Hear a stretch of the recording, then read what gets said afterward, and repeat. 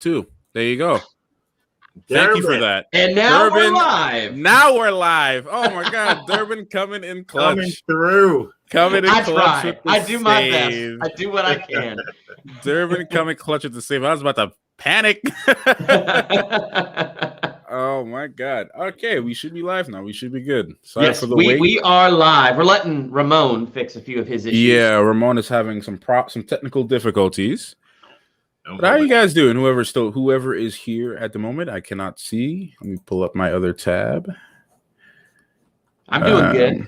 How about you, Al? I'm good, man. I didn't know if he was talking to us or if he was talking to some folks in the audience. Sorry. Everyone. I'm good, man. Cicadas are gone. Oh, good. I'm glad. I used to live in Ohio. I remember cicadas. I live in California. We don't really have that. Oh, you guys don't have them in Cali.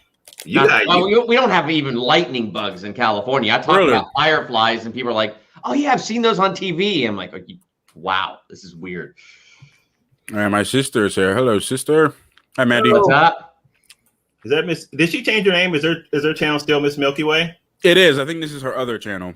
Okay. Oh my goodness. How many channels do you have now, sister of Matthew? How much? Yeah, she has. Let me see. She has a joint vlog channel with her boyfriend. She has the main one. She has a vlog channel, like 3 channels, right? Wow. That's epic. I mean, it takes me a lot of work to keep up on one channel. As I was about to say, I'm having a hard time managing the one. Yeah, it's just you got 3 now. Yeah, I got like what 3 or 4 now. Oh, geez, I gotta. Yeah. I had one with my wife, and people always ask me about it, but I'm like, man, if I started another one, it would definitely have to be casual. Like it couldn't take as much prep as this one did. It'd have to be like I just get on and start talking. So okay. All right. I think we're waiting for one more guy. HitOrMissTV. Raymond.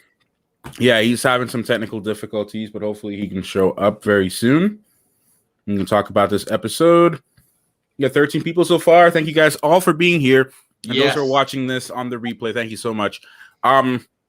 If you're stumbling upon this in a replay or you're watching this live right now and you're new to the channel, my name is Matthew V. Haynes, and we're going to be talking about Loki episode 3. We're going to be doing a recap on the episode. We have some mixed opinions here on the board today. So I'm going to introduce some of these guys here for you, and they're going to say their names and their channels and where you can find them and everything. So we're going to start here. We're going to start with Durbin.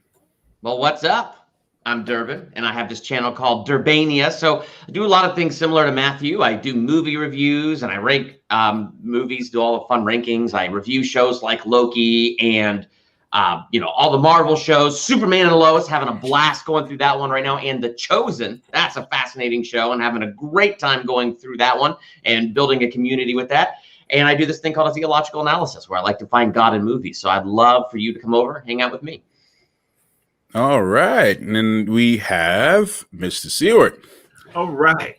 Well, first off, thank you for having me, Mr. Matthew V. Haynes. I appreciate it. Get to hang out with the MVA. Or is it MVH? MVH squad. Yeah. Apologies to the squad. Hey, my name is Al. I am Dark Side Reviews, and we do a lot of the same things that these guys do as well. We are really transitioning now to do a lot more superhero-related content and more stuff around kind of news and pop culture. But you can find me on YouTube, Dark Side Reviews. I'm also on Instagram and on Twitter. I don't know if Matthew's going to link that stuff up in the description. Hopefully so. You guys can find that down there. If not, maybe a little bit later. But hey, listen, come hang out with us. We love to get into it. We love to fun. We love to have fun. We love to laugh. So I think that's all I got. I'm ready to talk about this show. Loki, and there you have it. Loki episode 3. For those of you guys who don't know, we've been doing this on Al's channel, as he said, Dark Side Reviews. Link to all their channels will be in the description box below. Go check them out. Go follow them. These are great content creators. Much respect for these guys. So definitely check them out. But we've been doing these for the last 2 episodes. For Loki episode 1 and episode 2, we had a blast, long conversations, and so we plan to do that with this one. So we have no format for today. This is going to just be a random whatever comes to your head about the episode. kind of discussion. So whoever wants to start, go ahead. And if you guys have any comments anyone that's viewing right now live, if you have any comments, please, or questions for us, let us know in the comment sections down below. I will pull it up just like so, and we will all talk about it, and we can probably give off you guys. Hello, James. Hey, Matthew, is it only me that can't see the comments? Do you see the comments on the other side? Yeah, I'm seeing the comments right now. I don't know where it says private chat and comments. You got to click comments on the StreamYard, and it'll pop up right down there. You know what? You are doing it today. Honestly, I'm on private chat right now. That's why I can't see. But you can't reply to them, so you got to have your phone if you want to reply. Yes. Actually, I think you can reply in this one though. Really? Because let me see. Hello, guys. You can reply, Matthew. I can reply. Yeah, you can. Okay, I don't think I have the option to reply, and I don't think Al does. So I do it on my phone. Okay, good to know. Durbin coming in clutch. I've been using this a little bit more recently and getting used to it, but you guys taught me something new today, so we're doing good. StreamYard. Okay, so before we get into it, I'll say this about the episode. We finally met Sylvie. We got to see a little bit more about. We found out her name was Sylvie. We got to find out more about her and. Maybe what's her plan, and Loki and her started to bond in this episode, and we got transferred to a brand new planet. I think it's a new planet. I've never seen this planet in the I've MCU never before. Even heard of it. Lamentis. Lamentis. Never heard of this planet. So that was a cool, interesting thing. But whoever wants to take it away, feel free. Al, you got the strongest feelings, it seems, in our private conversation. So why don't you go ahead? So can I do this, Matthew, before I give my comment? I'm just curious to see of the folks that are in the chat, what they thought about this. If you can just give me a thumbs up or a yes or a no, I just want to see the general consensus before I share my thoughts on this. Yep, y'all let us know. Let us know in the comments. I wish there was this. This would be what I would say, because I don't know that I'd give it a thumbs up or a thumbs down. This felt like a transition episode to me, which isn't bad. And I think once we get other episodes around this and the story actually continues, I think I'll like this episode better. I mean, I thought it was good because it's kind of like the first episode, it's all set up. So we had the first episode, the second episode, and now we got the third, which is set up again. So we got to meet Sylvie. We got to, I don't know, I felt like we got to get to know her personality, but I don't feel like I got to know her all that much better. I mean, we got deeper into Loki and Loki talking about his mom and stuff. But, Sylvie said I could barely remember my mom. And that's what I remember most about learning from her. But to me, it felt like we just sort of got into her personality. And that's about it. Okay. So, and we do. And I have some folks chiming in. JR is like thumbs up. The bar is like, meh. So, okay. So here's what I think. I do not think this was the best episode. I think that this episode was least interesting to me, and it was strange to me, like the back and forth that they had with each other, just kind of quipping at each other, began to get old and flat to me. And then at some point in this episode, I'm like, how did these folks get to be buddies, so to speak? Like now it almost seems like they have been buddies for a long time, the way that they're going back and forth. But my biggest issue with this episode is that I really felt like they spent like 30-something minutes, 36 minutes, I think was the runtime of the show, looking for a battery recharger. And then the whole thing about that device running out of charge, I'm like, oh my, that's really weak. Like really, we're building the whole thing off of that. I said before, I'm going to shut up because I know you guys want to chime in. I said before, what this episode did show me is that it is really important for the TVA to be involved in an episode because it's much more interesting when they are there. So that's my thought on it. I agree, Al. In fact, Stevie, who has joined us on the last two, he said that he thinks the reason this one felt different is because Loki normally plays off somebody else, like Thor. Chris Hemsworth plays a strong character, and Loki's normally playing off that character. When this show started, you have Owen Wilson, and you are seeing him play off Owen Wilson.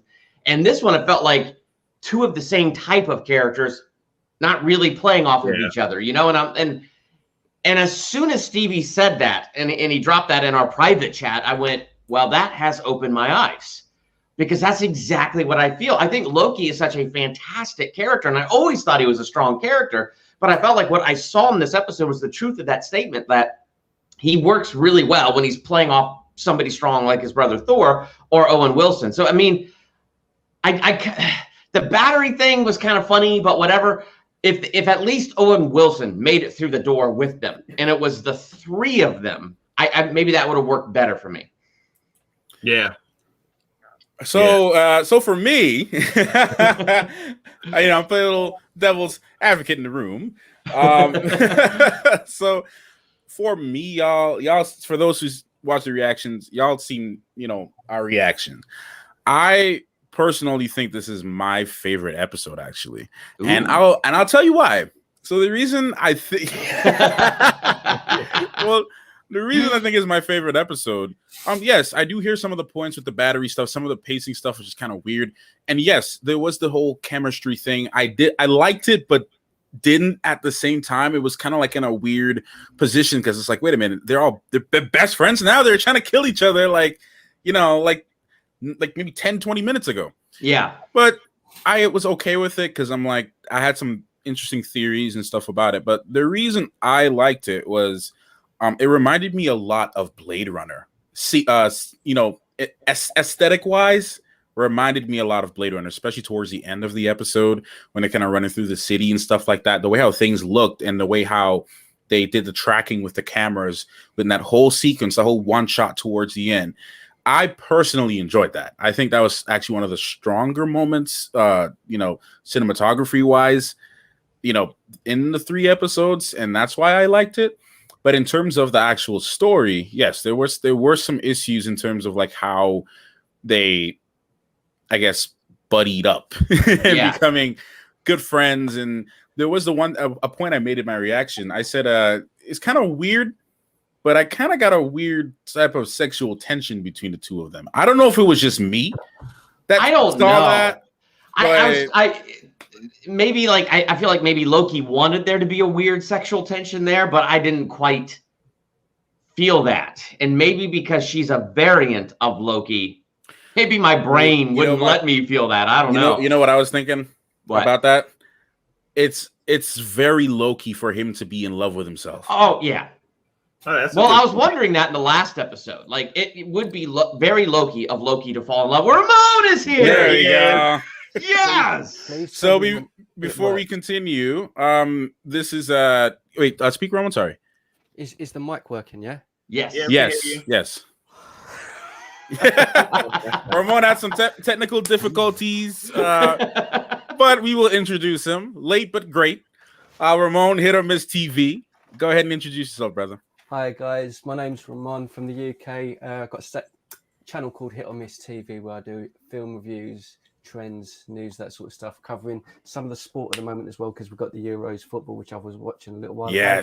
And I'm really glad to be back. So thank you very much for inviting me on. I really appreciate it.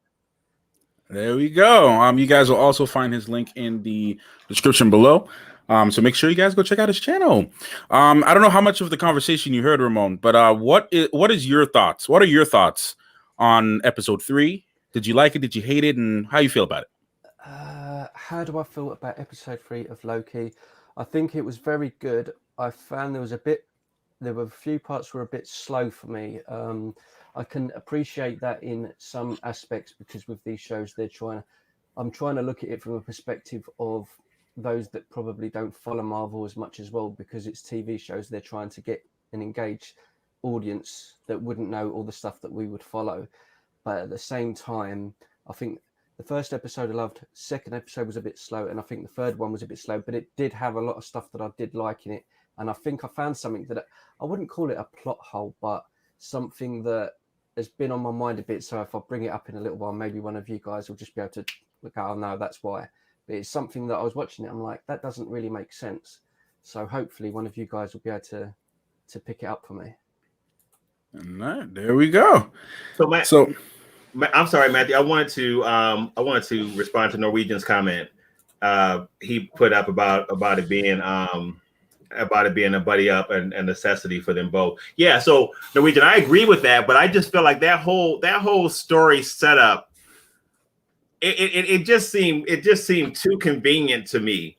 I mean, all of it, them falling through together, the thing running out of charge. It just felt like the story build felt like it could have been better. But I do agree with that. And I do think your comment is interesting that this probably is the first time that Loki is not the smartest person in the room, or else he thinks he's not the smartest person in the room. I have a theory, though, about something that might be going on here. I will wait and save that, but I just wanted to acknowledge that comment and just respond to it. Also, Matthew, I did not like when they were running through the town on that last. Oh, wow! So to me, that it all felt like green screen stage. It really did. Okay.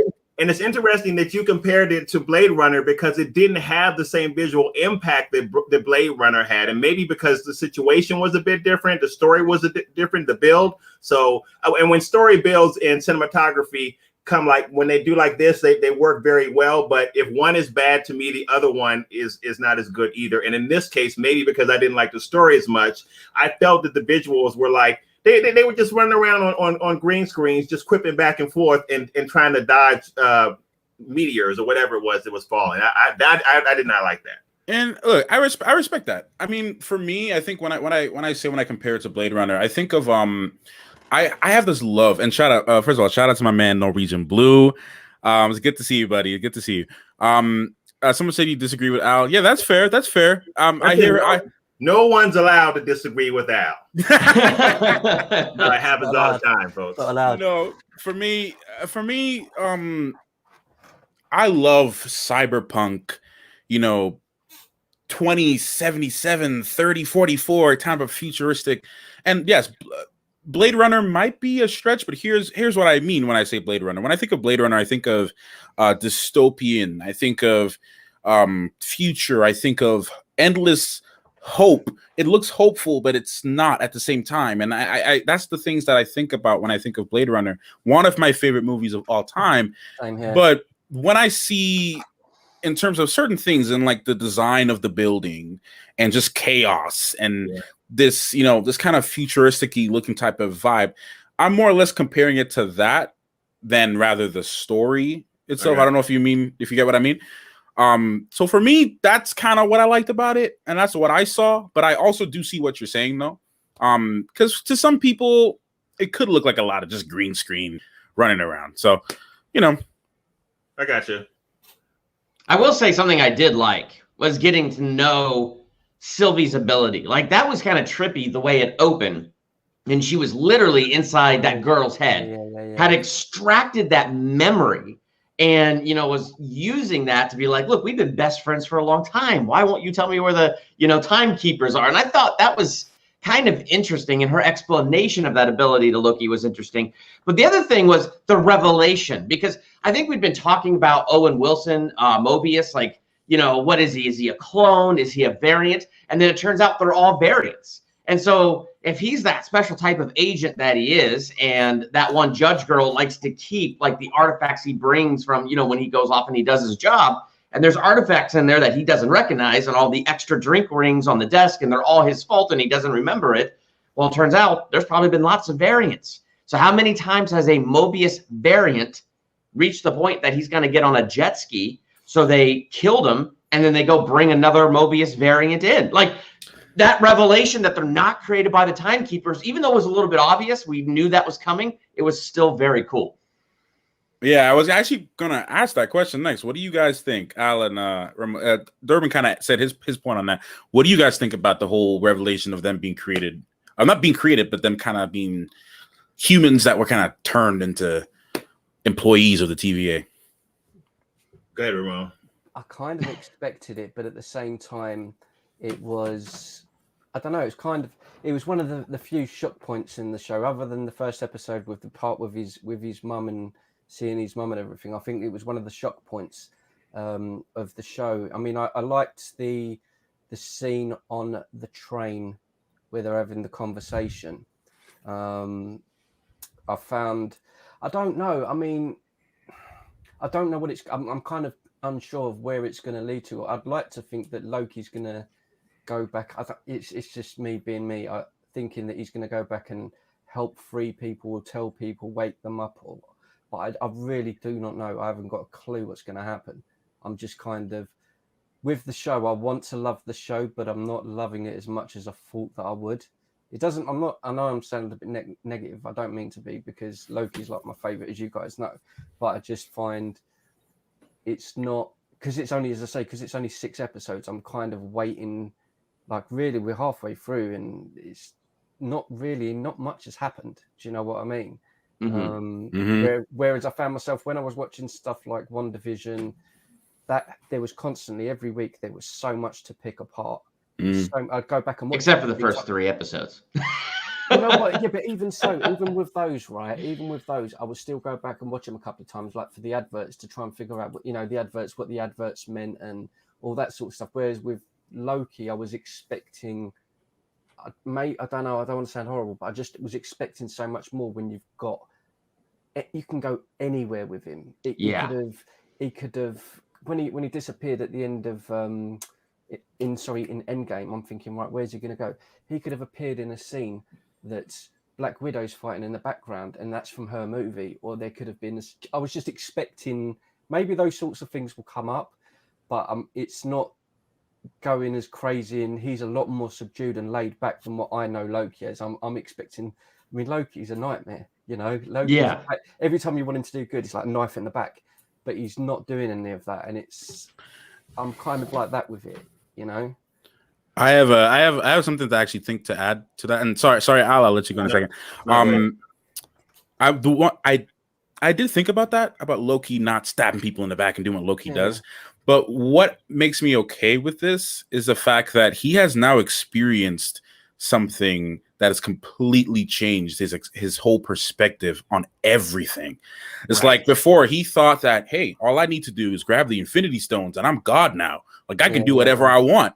And now, the minute when he had that revelation of it being, going back to the whole paperweight thing, that's like, what even is this? Like, what, bump it. Like, what am I going to do now? Like, what's the point of me trying to do that? But I do still think, though, because it is Loki, that he always has a plan. He has something that he's thinking about. And I'm just waiting for that revelation as to what that plan will be. But sorry, Al, you can go ahead. No, so to piggyback off of that, and then I'll answer the question about the variants. I think you're absolutely right, Matthew. I think that Loki always has a plan, and if he's not stabbed someone in the back, he's playing the long game. He's doing it for a reason. And don't forget, when this episode first starts out, and before they go through the portal, she says something, and his response to her, I think this episode, it may have been episode 2, but I think it was 3. No, it was, I think, I can't remember, but they're fighting. No, it was episode 3. And he says something to the effect about her being his mission, or her being his way, goal, or whatever. So he has a plan for being connected to her. And that's why he hasn't gotten rid of her. That's what I think. I do think the variant, though, issue is interesting, right? Because if this is the case, and they are all variants, if that is true, then the TVA basically has been snatching people from the timeline and making them agents for a long, long time, apparently. Because it is fascinating that when Sylvie has the conversation with the other agent, and she says, I had to go way back, like hundreds of years back, to pick a memory out of from when she was human. Yes. And I thought, oh, wow. So if that is the case, then they've been plucking people from the timeline for a long, long time. And I think that's an interesting factor. I also think, in response to what Ramon said about the show being slow, I feel like, even though to me, like, story-wise, this wasn't the best episode, but I feel like Marvel is smart enough to know that there is some important stuff to see in this episode. So I feel like, again, this is one of those episodes where you almost have to see it twice, because we get either maybe those little bits of dialogue, because I do think this is set up for stuff to come. But I do think, Ramon, that after this, things are going to take off. I feel like we need this kind of connective tissue, and then things are going to take off. So that's just my thought on that. See, I think I might have felt slightly disappointed with this episode. Not that I hated it, because I didn't. I do like this episode. But I think the reason I felt some disappointment is the urgency in episode 2. You're watching the timeline explode, and Branch is going out like crazy. And then we go to this little story, which is fine. And I think once we get the other episodes, I'm going to like this episode a whole lot better. Like once it drops right in the context of what's going on, I'm going to look back on this and go, yep, never mind. That episode was even better than I said it was initially. Yeah. That's what I think too. I feel like I may not appreciate it as much at this point, but when we get to episodes that follow, I would probably look back and be like, oh wow, that was genius. They did, because I didn't even see all of this now, but now a lot of stuff makes sense. I'm also wondering what the deal is with the lady who stayed in the house. Like, why is everybody getting out of town and you're in the house? Because only the rich are getting on the ship. I mean, you saw that when they got on the train. It was only the rich, and so everybody else they were casting out and casting aside. So she just didn't even try. It still seems strange to me, though. You wouldn't try and save them? I would try. I mean, come on. If I'm about to be blown up by a planet, I'm getting in the darn line. I might not make it, but I'll die trying. Yeah. Well, I think you know what she reminds me of someone who doesn't like big government, someone who doesn't want to receive aid from people, and she reminds me of someone. She's like, you know what, I'm gonna die with my pride, like that kind of vibe. Like I'm not gonna survive because I'm receiving help from some organization that I despise. Right. She kind of gave me that kind of vibe because it reminded me of a character in a game. I don't know if you guys heard of Red Dead Redemption 2. Cool. But yes, never played it. But she reminds me of a character in that game. So that's the kind of vibe it got. But yeah, no, Ramon, I saw you were trying to say something a little earlier. What was I? Where was we? I can't remember what we were saying. It was going back to it's something I noticed as well with Loki. Again, it's just observation. I've always noticed in the movies that whenever you see him about to do a good deed or he becomes thoughtful, he has to retaliate in himself. It's like he's arguing within himself. So if he does a good deed, he has to then go and do something terrible to say, no, like I'm still Loki, I'm the bad guy. And what I mean by that was there was the conversation on the train between the two of them. That was, to me, was the highlight of the episode for me, because it actually had a second to stop and to see them talking like, who are you? What are you doing? What do you want? And they were talking about, what was it? The love is. And then the conversation picks up, and then I think she goes to sleep or something, and then she wakes up and he's singing, getting drunk, and then he smashes the glass, and it reminded me like the thing with Thor doing it. I think is it another one or something like that you said? But it was that same thing again. You notice every time Loki's confronted with having to face something or deal with something, he either gets drunk or he goes and does something completely bonkers to just something Loki. Yeah. And that was one of the things of the episode I really liked, because I'm thinking, well, he's going to do something now, and he did, and he just got drunk, and it was just that. Yeah, I loved. There were parts of it I really, really loved.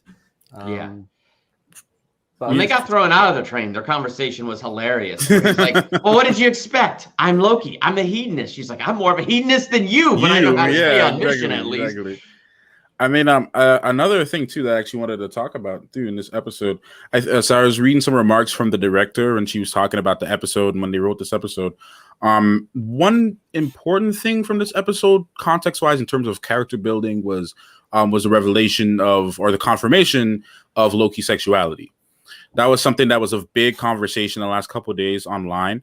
There were a lot of people, of course, that didn't like it. There were people that supported it, of course. But I remember reading the director was saying that that this was a big moment for the character, and that they wanted to solidify that fact about the character within the show. And that's one of the reasons they also wanted to do it in a natural way, just from having a conversation and stuff like that. So that was a big conversation. It was actually trending on Twitter for a couple of days.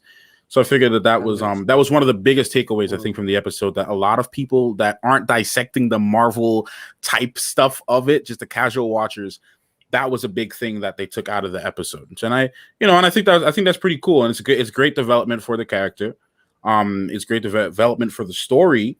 I don't know how it'll play into anything. I don't even think it'll play into anything, but I just think it's a good way for the story to progress. With all of that sort of stuff, bringing in sort of, I don't want to say political views, but bringing in, it's obviously a sore subject, because, if you've got Loki coming out, whether he's gay, whether he's bisexual, whatever he is, it doesn't matter. I think for me personally, the only problem I've ever got like that in shows like this is when it's done in a way to force a narrative that doesn't necessarily have anything to do with the story, where the way they did it with Loki, to me was perfect, because it was like, I know that he's like Harry is through the comics anyway.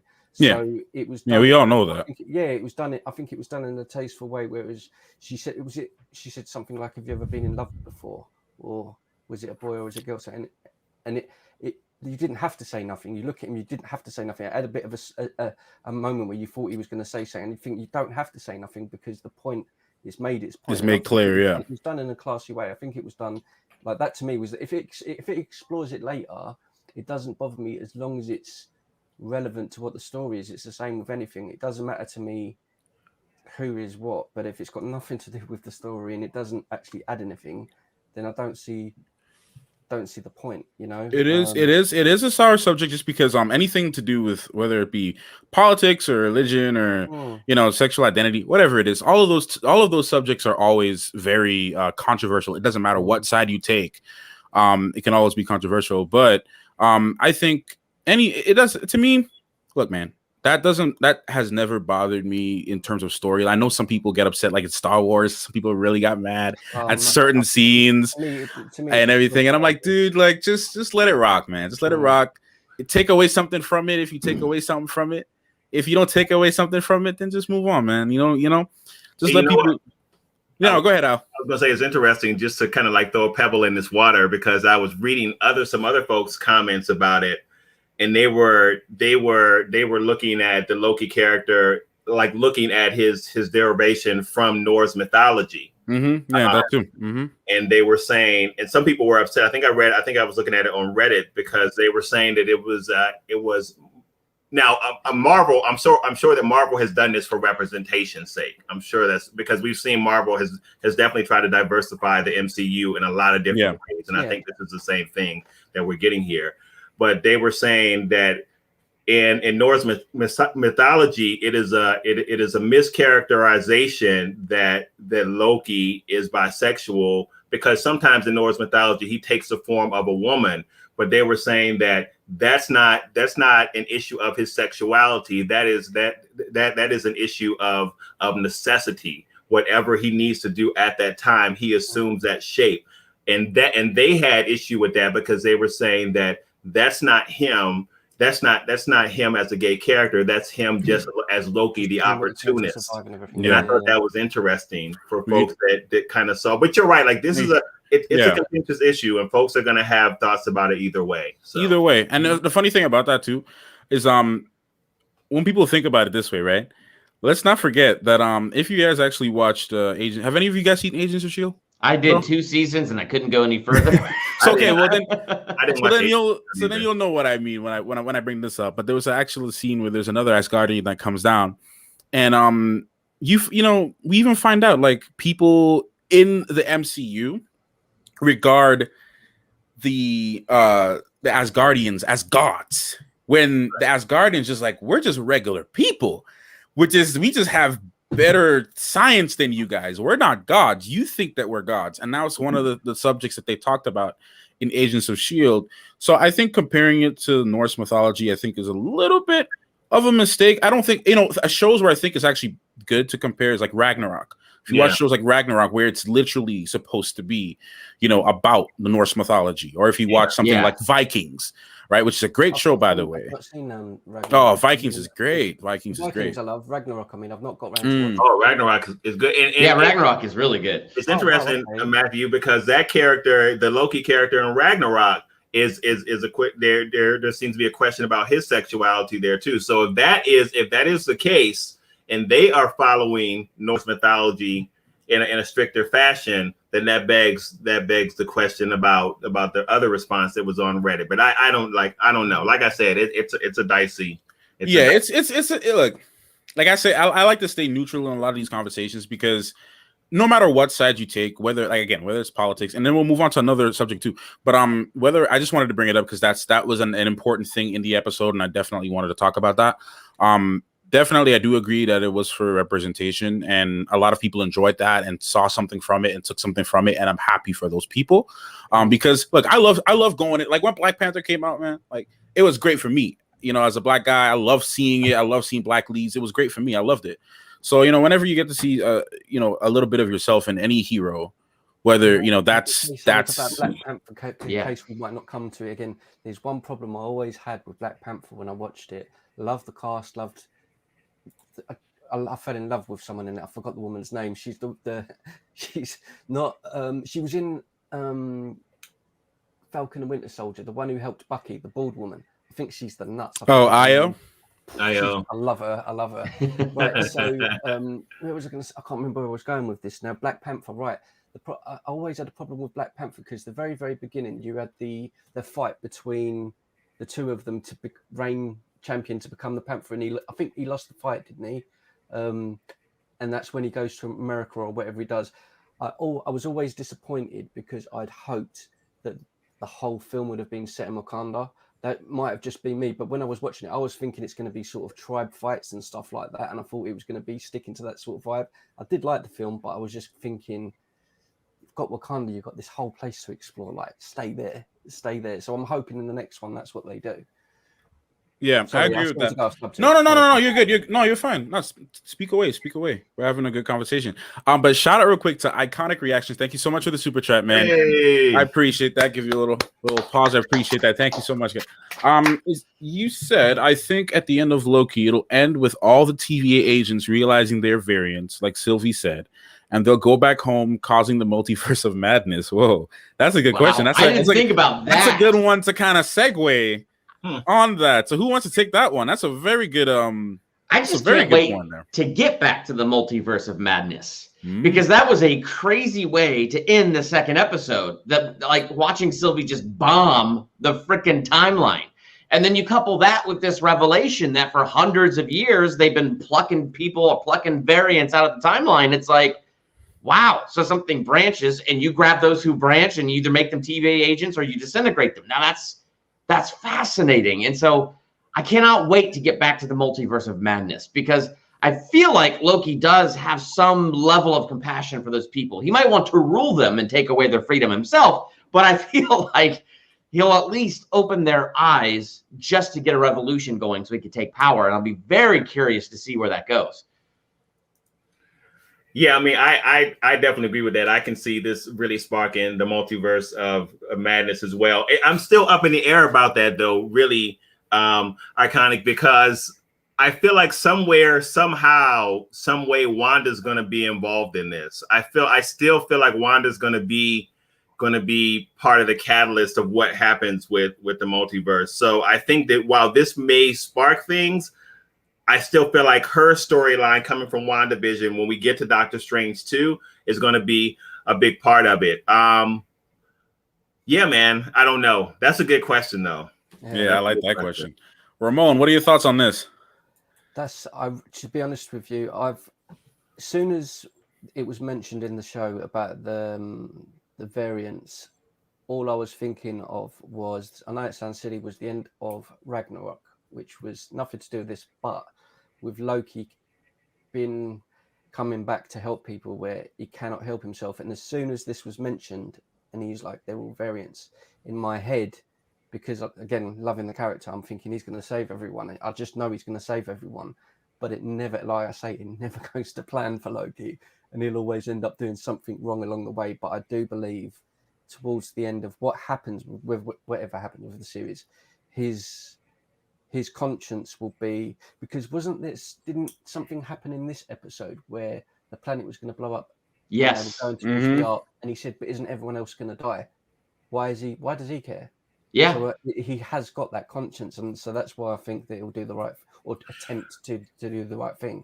But an interesting thing about that, Ramon, is, like, to me, there was some inconsistency there. And you let me know if you all picked this up, because he does make that statement towards the end. But then when she asked him on the train or earlier on about, you do realize that we're about to take a power source that's going to wipe out half of these people. And he casually is just like, yeah, I know that. So, yeah, that's true. You know, well, I mean, it's an apocalyptic event normally there, but maybe when he was faced with the actual humanity of it, I mean, I don't know, because, like, I feel like Loki's always a very conflicted character. I mean, in the first Thor and Avengers, he's definitely villainous. But then Thor Ragnarok, you kind of see a good side, and then he takes over the throne of Asgard. And then in Thor Ragnarok, you also get more of this better side where his good nature starts to win out over his bad nature. So I think on the one hand, that's really cool because maybe you can see that wrestle right here. Maybe at the beginning, he's like, yeah, I don't care. I'll go ahead and, take the battery source and I'll wipe them all out. But then he sees the humanity and maybe it's like, oh, crap. Yeah, I mean, I totally agree with that. I think that's one of the things that makes Loki's character so interesting because he does have a complexity to him. He is not completely evil. He is not completely good. And I almost feel like it's the Asgardian versus the ice giant half of him. He does have this duality going on with him. And you can even see it with his interactions with his brother. Like, I feel like there are these times that Loki wants to be good, but his desire to be mischievous overshadows that, and he always kind of falls back into kind of like that corrupt position. But I do think he's a really complex character, and I think because he has that kind of dual nature. So I see a comment here. First of all, before we get to another one, we got another super chat from Thank Iconic you. Reactions. Thank you so much, man. Definitely gotta prioritize the super chats. Says, I also think it's possible that Toby and Andrew will be variants of Spider-Man in some ways. Remember, each variant's power is different, as Loki said in episode 2. That could explain why Toby's swinging is organic. That's a very good point. That is a very, very good point. That's a very good point. There was something Norwegian Blue said a little bit earlier that I thought was interesting. Yes, I was going to go right back to that one. Yeah, about Loki's plans, and Sylvie has a plan too. And the reason I found that question interesting, and I'm kind of curious about what you guys think of this, I'm under the impression Sylvie is an older variant than our Loki. Yeah, I feel like Sylvie's been at this for a while. So my question is Sylvie a little bit more mature? I mean, we watched Loki in the face of danger get drunk and go to his hedonistic ways, and she just took a nap, but she wasn't going to get drunk. She was still focused. So, like, is Sylvie a bit more mature? Do you think she's going to win out? Do you think they're going to join forces? So I got a response to that, but I feel like I'm talking too much. Is it all right? No. Go ahead. Go ahead. Like, so, what's Anthony Kelly said that brother spitting facts. So this is an interesting question, though, because in this really we will find out what happens with Sylvie if they follow the track of what happens in the comics. And I think we talked a little bit about this last week. Remember in the comics that Loki created Sylvie and gave her power. Really? So, see, I didn't know that. That's interesting. Yeah, he did. And remember, because last week we talked about how she taught herself, so she had no mentor. So it's a really interesting thing because we don't really know how Marvel is going to use her now. But the fact that she's calling herself Sylvie, the fact that we know we have that comic book storyline between Sylvie and Loki, there is that connection where literally he is her creator, and he really just did it because he wanted to create a being with power. He didn't really have any ultimate plan for her. He really almost just created her and left her alone, essentially. So it'll be interesting to see how they use her, like what we're going to get. And we've talked about this before. Like, you can never really go beat for beat what's in the comics because Marvel's going to do their own thing. They're going to switch the story up. So I don't know, man, but it's fascinating to see how they use her, because she does not. If she is a variant of Loki, she does not have a lot of characteristics in terms of Loki, in terms of like she doesn't have Loki's swagger, kind of. She seems like a very different person outside of the fact that they're just calling her a Loki variant. And who knows if Owen is even really telling the truth about that. So, well, who knows what truth Owen even knows at this point, right? Yep.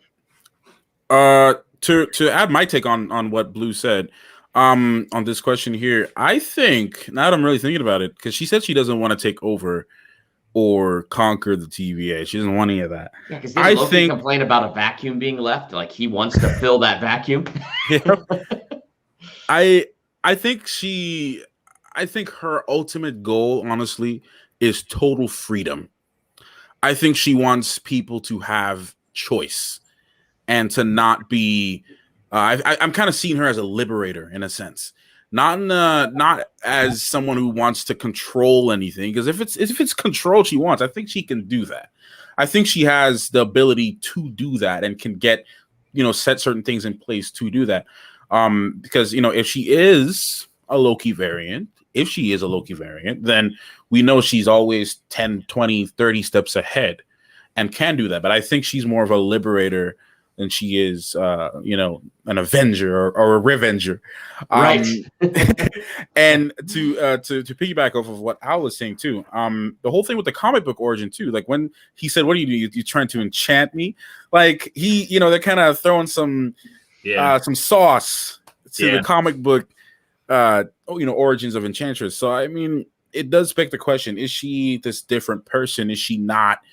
A Loki variant, and she's just her own being. But then again, she seems to have a similar story with Loki in terms of having, the parents knowing that she was adopted instead of being, this. So that there's also that too. Because did she say she never met her mom? She says she never met her. See, and again, so that parallels with Loki's story because he created her. She didn't have a mom. That too. Ooh. Yeah. So. So maybe a Loki from another timeline created her, and this Loki is meeting her. And she was adopted by Asgardians. Maybe she kind of fell through the Bifrost or something, or maybe Heimdall picked her up through the Bifrost or something. I don't know. But something weird happened on that branch. Before it redlined, it must have got clipped, and she must have got pulled out. Something happened. But she knew she was adopted, though. She was definitely raised by someone. Yeah, she knew she was adopted. It's an interesting thing. And even Matthew, to your point with her being Enchantress, she is not the same Enchantress as Amora. Yes. She called herself Enchantress in the comics, but those two characters are not the same. So again, who knows what's going to happen? Like, what are they going to do with her? But there's a reason that they brought her in, and she's calling herself Sylvie. There's a reason for that. Who knows what Marvel does with it though. I'm just going to make a wild assumption, but I don't think she's going to make it past the series. I think she's going to. Something's going to happen because when we're talking about like the multiverse of madness, something has to happen at the end of this that's going to be explosive to cause that. And I think there's going to be a situation where, in order to free people or wake people up from, or letting people know about them being the variants and stuff, they're going to have to destroy the TVA. And I don't think Loki's going to want to do it, but that's probably her. I believe that's her mission, to just destroy it. And in doing so, she's going to sacrifice herself to do it. But Loki's going to be the one that's left. Our Loki is going to be left there with the final task in order for it to, explode into becoming the multiverse of madness. I don't know. There's always tragedy at the end of these shows. There has to be. Yeah. So, but I could see that. Because we also know how bad Mobius wants to ride some jet skis. So but that's a legit thing. Like he's got this desire for more than just the same old. Like he believes in the TVA and he believes in his life, but you also got to think he's bored. And so there's something about this Loki variant that is giving him an enjoyment he didn't have before when he's already dreaming of a jet ski in his favorite period of time, the 90s. So it's like there's something there. Muted notifications, by the way. I hope you don't have my notifications muted. But you asked a good question. What if she was raised by Hela? My comment on that, I think if she was raised by Hela, she would be the extreme savage. She would be the most extreme type of savage you would find. Yeah, like she would want to conquer the TVA. Yeah, like if Hela knew about the TVA, Hela would be like, no, I'm conquering this TVA. Like if she was raised by Hela, you think Loki would have been dead first of all, because Hela wanted to get rid of anyone who stood in her way to having the throne. So I don't know if that one's a possibility, but it's a nice thought though. Yeah, I mean, I think you're right. If she Hela has no room for diplomacy, no patience. Like you're in my way, I'm going to kill you. Basically, yeah. So at least the MCU Hela, should I say?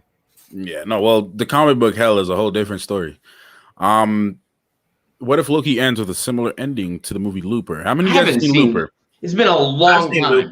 Looper's been a long time. That's a good movie, Joel. Yeah. I don't. That's that would be interesting. We'll have to see. I'm trying to see. We got a lot of good comments here, guys. I'm trying to see if we can get some good ones here. I think the broken transporter device Loki showed was fake. Of course. I didn't think about that until I saw that comment. And then I agree with you, Matthew. Of course. Like I never thought of that. Of course he would perform that illusion while keeping it for himself. And that's a really good point, LeVar. And let me piggyback off of that, because one of the theories that I was on another stream, we were talking about this, and the theory was put forth that when they fell through that portal, Loki, all of this is an illusion done by Loki trying to get into Sylvie's head, all of it. And, that'd be interesting. Yes, the whole of the whole thing. And initially I thought that maybe that was the case when they were in the TVA, but then it didn't make any sense because Sylvie couldn't use her magic in the TVA, so Loki couldn't cast the illusion either. So that's right. Yeah, which means Sylvie's not a Nexus being, was what I was theorizing the last time we talked. I was like, is she a Nexus being? That's answered. She is not. Yeah. If Sylvie was a Nexus being, she'd be playing possum, because she would not need that device to travel back and forth. No, she would not. Yeah. She'd not. She'd be as powerful as a sling ring. And interdimensional. Yeah, because the sling ring, you could travel anywhere. They even said that you could travel anywhere in the multiverse. So even in the first Doctor Strange movie, we acknowledge the existence of the multiverse. Multiverse, yes. Yep. Let me see. I feel so like confusing. No, I love it though. These isn't really good. I do too. No, it's great. I feel like Wanda will be the catalyst for the multiverse of madness, because she's a mom of and a Nexus being, and the mom is not going to stop until she gets her kids back. Of course. Oh yeah, we already know her kids calling to her. Yeah. Look, we know this. Wanda has lost everything. She has lost She has tried to be a good citizen of the world. She has tried to work. She has tried to be a savior to her humanity. She's tried to atone for her sins in Sokovia. She has tried everything. She tried to have a normal life, and with the person she loved. And then now, and even that, try to have kids. That didn't happen. And at this point, if I was Wanda, I'm saying bump everybody. I'm out. this is it. Like, you can't tell me nothing. I've unlocked everything. My third eye open. It's a wrap. Like, that's it. So that's how I would be if I was Wanda. So her being a major catalyst for the multiverse of madness, Junta, I think that's definitely what they're hinting at, because the whole Nexus being thing too. I mean, she's in Doctor Strange. This is all a big connection that I'm just waiting for them to just be like, when you go to like I don't know if you guys have if you guys go to like a Korean barbecue place, man, and they just come and they just take the meat out and they just serve. You're making me hungry. You're making me hungry. Whoa. You smell the meat, you smell the food coming in, whatever, all right? But you're just waiting for it to be served out to you. That's what it is. We're just waiting, and then we're going to eat it all up. That's what it is. Well, I will tell you to throw a monkey wrench in that. Matthew, who asked that question? I'm sorry. Do you remember? That was Junta. Okay. Yeah, so Junta, I'm not sure, and I'm probably in the minority here, but I'm not sure that Wanda's kids are even real. This is complete. I'm back and forth on that. Yeah, I mean, I'm not like so this is totally like Dark Side Reviews theory. So don't, but I'm not sure if they're real, and I'm not sure if Mephisto does not have something to do with trying to with getting in her head and trying to project that those children are real. We know there's a connection between her children and Mephisto in the comic books. I'm not sure, man. I'm not sure if those kids are really real. I think Wanda might think so. Sylvie's Mephisto. You're missing the point, Al. Sylvie's Mephisto. Yeah. Yes, sir. I'm kind of with you on that, Al, a little bit, but I'm gonna add a little bit of an extra monkey wrench in there. What if the kid she's hearing, or kids from another reality in the multiverse? What if she's already tapped into the multiverse? Ooh. What if she's already hearing her kids from another timeline, another stream of existence? Yeah. That's another possibility. This is deep, man. This is deep. I'm thinking here, and you're like, this step. You're over there. That's a good point, Matthew. Because of who she is, she definitely would know. She would be able to know if they were somewhere else, even in a different reality. This is so weird, talking about a show where time has no meaning, and a character like Wanda, who is a Nexus being where time can or doesn't have to have any meaning. Yeah. Yes. And we had a lot of great comments in the chat, guys. So I'm going to try my best to get through to all of them because this is what I said. Leave your comments down below. These are good stepping stones for us to have these great conversations. Blue again says, and also before we move on, Iconic Reaction said, I think at some point there could be a chance Agatha and Sylvie meet up. What do you guys think about that? Because Ramon's theory is that he doesn't think that Sylvie will exist beyond this series or this show. But what do you two think? What do you guys think about that? I don't know. Like, I don't know how they would mix together. I mean, they both seem to have their... I don't know enough about Sylvie yet. Let's just put it that way. Like, Sylvie's got a plan. Her plan is about the TVA. I think I agree that her plan with the TVA is about liberation. Let the timelines exist. Agatha is... I don't know. She just wants power. Like, she wanted the chaotic magic. She wanted to be a Nexus being. What she wanted to do with that power, I don't know. So I feel like if they do meet, they would butt heads. They would not get along, and they would not be on the same page. Yeah, I feel like Agatha is a type of, if I'm going with my theory, that's because Sylvie seems like a sweetheart. She doesn't give me menacing vibes. But then again, you know, if we're going with my thoughts on that, I would think that if her and Agatha were to meet, again, Agatha would be the type of person that she would want to take down. Yeah. I think so too, for sure. I don't know. Like, I don't know how that would happen unless it would have to be the case that Sylvie in some way runs into Agatha in her timeline, because remember, so Agatha's not a Nexus being, so there's no way to get to her unless you run into her within her timeline. Right. So what if? I mean, I don't know. That's just my thought on that. But I do think that we will see Agatha again, definitely. And I think there will actually be a partnership between Agatha and Wanda. Well, you know, in the comics, Agatha and Wanda. Mm-hmm. But so I think that they will meet again. So, sorry, Ramon. I don't know. Would you consider what happened in WandaVision an apocalyptic event? Because would that not be a place where she would have been used to hiding? Because if you're hiding in places of an apocalyptic event, when she was expanding everything, would that not class as? I don't think so, because no one died really. Yeah. Like the whole thing about the apocalyptic events is that in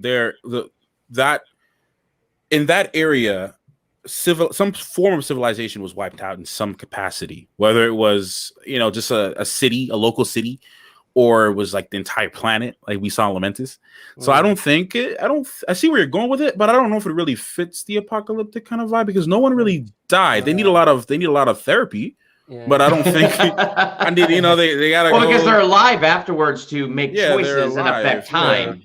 So I don't really think that because when you were saying about meeting people, I'm thinking that was, you know, that would be the only place that they could meet, sort of. Or but I'm just. We got another super chat from Iconic Reaction. Iconic Reaction. You know, it's Sunday. He's blessing the stream, so absolutely. Oh, thank you, Iconic Reaction. Thank you.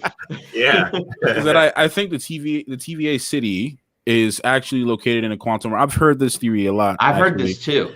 There's a city located in a certain pick online. Quantum realms don't get I've seen affected that picture. I've seen it. Yeah. I've seen that theory going around Reddit, Twitter, everywhere. It makes sense because it's the same description, right? Like, once you're in the quantum realm, time passes differently there, and they describe the TVA the same way. Time passes differently here. So I don't think I'd be surprised. And what we saw with the quantum realm in Endgame is not only could they enter the quantum realm and come out at a different point in time, it feels like they could come out at a different timeline, or at least in Endgame, you create timelines, new branches if you change something, right? Well, there's also the thing to think about too, about Kang the Conqueror is supposed to, you know, show up in Ant-Man, you know, the quantum realm. Yeah. Or Quantumania, I think it's actually called. My bad. I'm sorry. Yeah. Quantumania. Yes. So he's supposed to show up in Quantumania. So that would actually make a lot of sense, because Kang is a time lord, man. This guy travels through time like I don't know. He travels through time like people travel through a bunch of Cheetos. I don't know, man. Like, this guy just goes through stuff. So I definitely think that has some type of correlation. But go ahead. There's a really good video too for those of you guys that want to check it out later on. Cosmic Wonder did a really good video on that whole theory about where the TVA is located. So it might be something that folks want to check out later. I'll have to look at that. Yeah, that sounds awesome. I know some people are trying to get me to react to a lot of those videos. The Cosmic Wonder videos. The Cosmic Wonder, Emergency Awesome, New Rock Stars.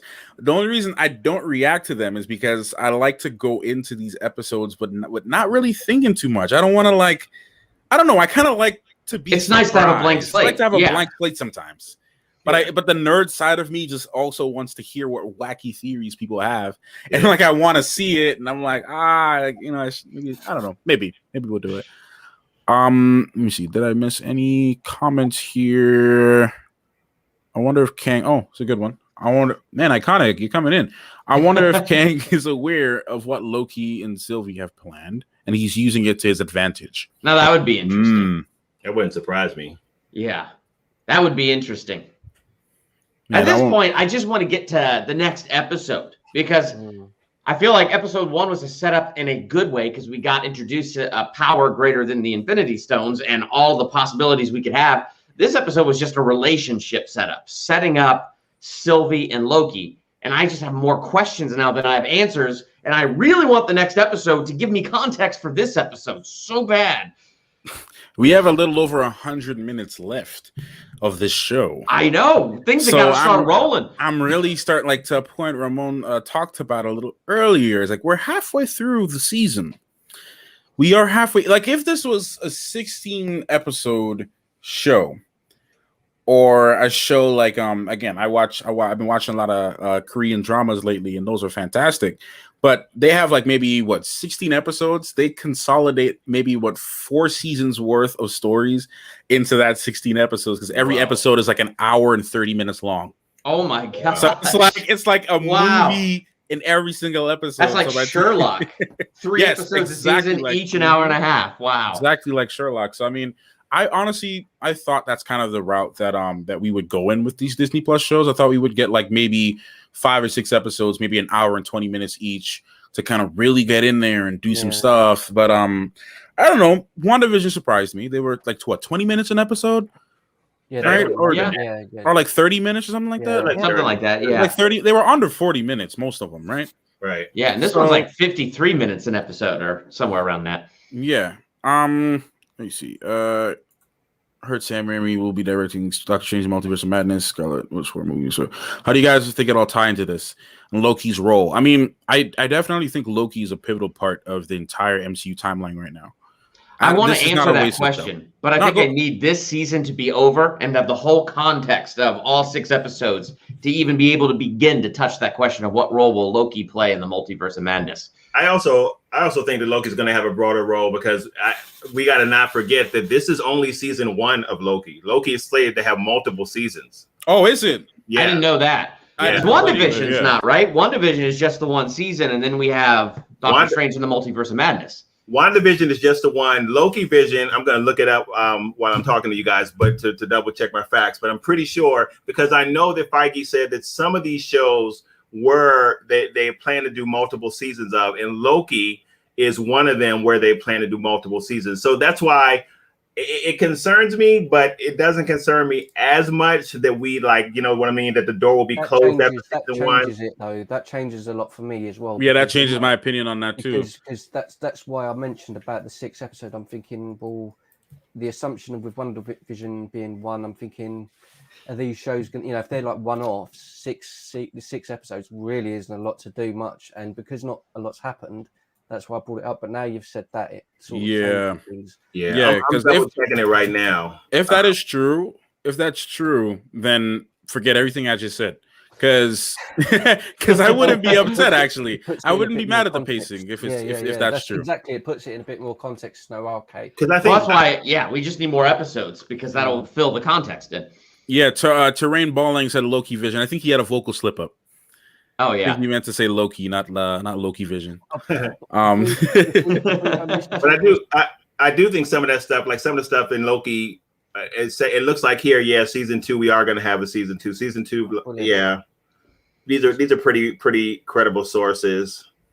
So so there is a season 2 of Loki coming. But I think that some of that stuff will be adjusted for what happens in the Multiverse of Madness and what happens in Spider-Man, which is a whole bunch of fan theories about us getting that movie. Just needs to get here. I'm like, I'm tired of theories. I'm tired of we have these different Spider-Men in here. Oh no, we don't. Just give me the movie. I'm tired of this. I'm waiting for give me the trailer. That's all I need. What if Sylvie's actually a projection of Wanda looking for her kid? She touches people on the side of their head to control them like Wanda. I literally thought it was Wanda. I think we talked about that in our I kind of just live thought she was stream a last Nexus week. being or something. But yeah, who But knows? the thing is, though, if it was Wanda, though, right? We all talk about this. Nexus beings are the only one that can affect anything in the TVA. Yeah, and she could not use her powers. Would you not think a projection would be able to use their powers? I think that would depend on what the projection is and how that works. I mean, okay, but what about Snoke in Star Wars? He was a force projection, and he was still able to. Well, yeah, but that's Star Wars, and this is Marvel. I'm just thinking. If you think about Marvel the idea is of a the projection, prequel to Star Wars. No. I'm just thinking. Think about the idea of what. Okay, the reason I brought it up. The reason I brought it up is to kind of, I guess, not to parallel or maybe take an idea from Star Wars, how they were able to still be able to have power over someone else, even though they were a projection. What if that concept could be applied in Marvel? That's more what I was talking about. They would have to establish those rules. I have a hard time talking about that when they haven't even established, like, can they project like that? And if they can project like that, what are the rules? We barely got them established in Star Wars, like barely. If I remember correctly, I'm thinking back to Doctor Strange, and this is the movie.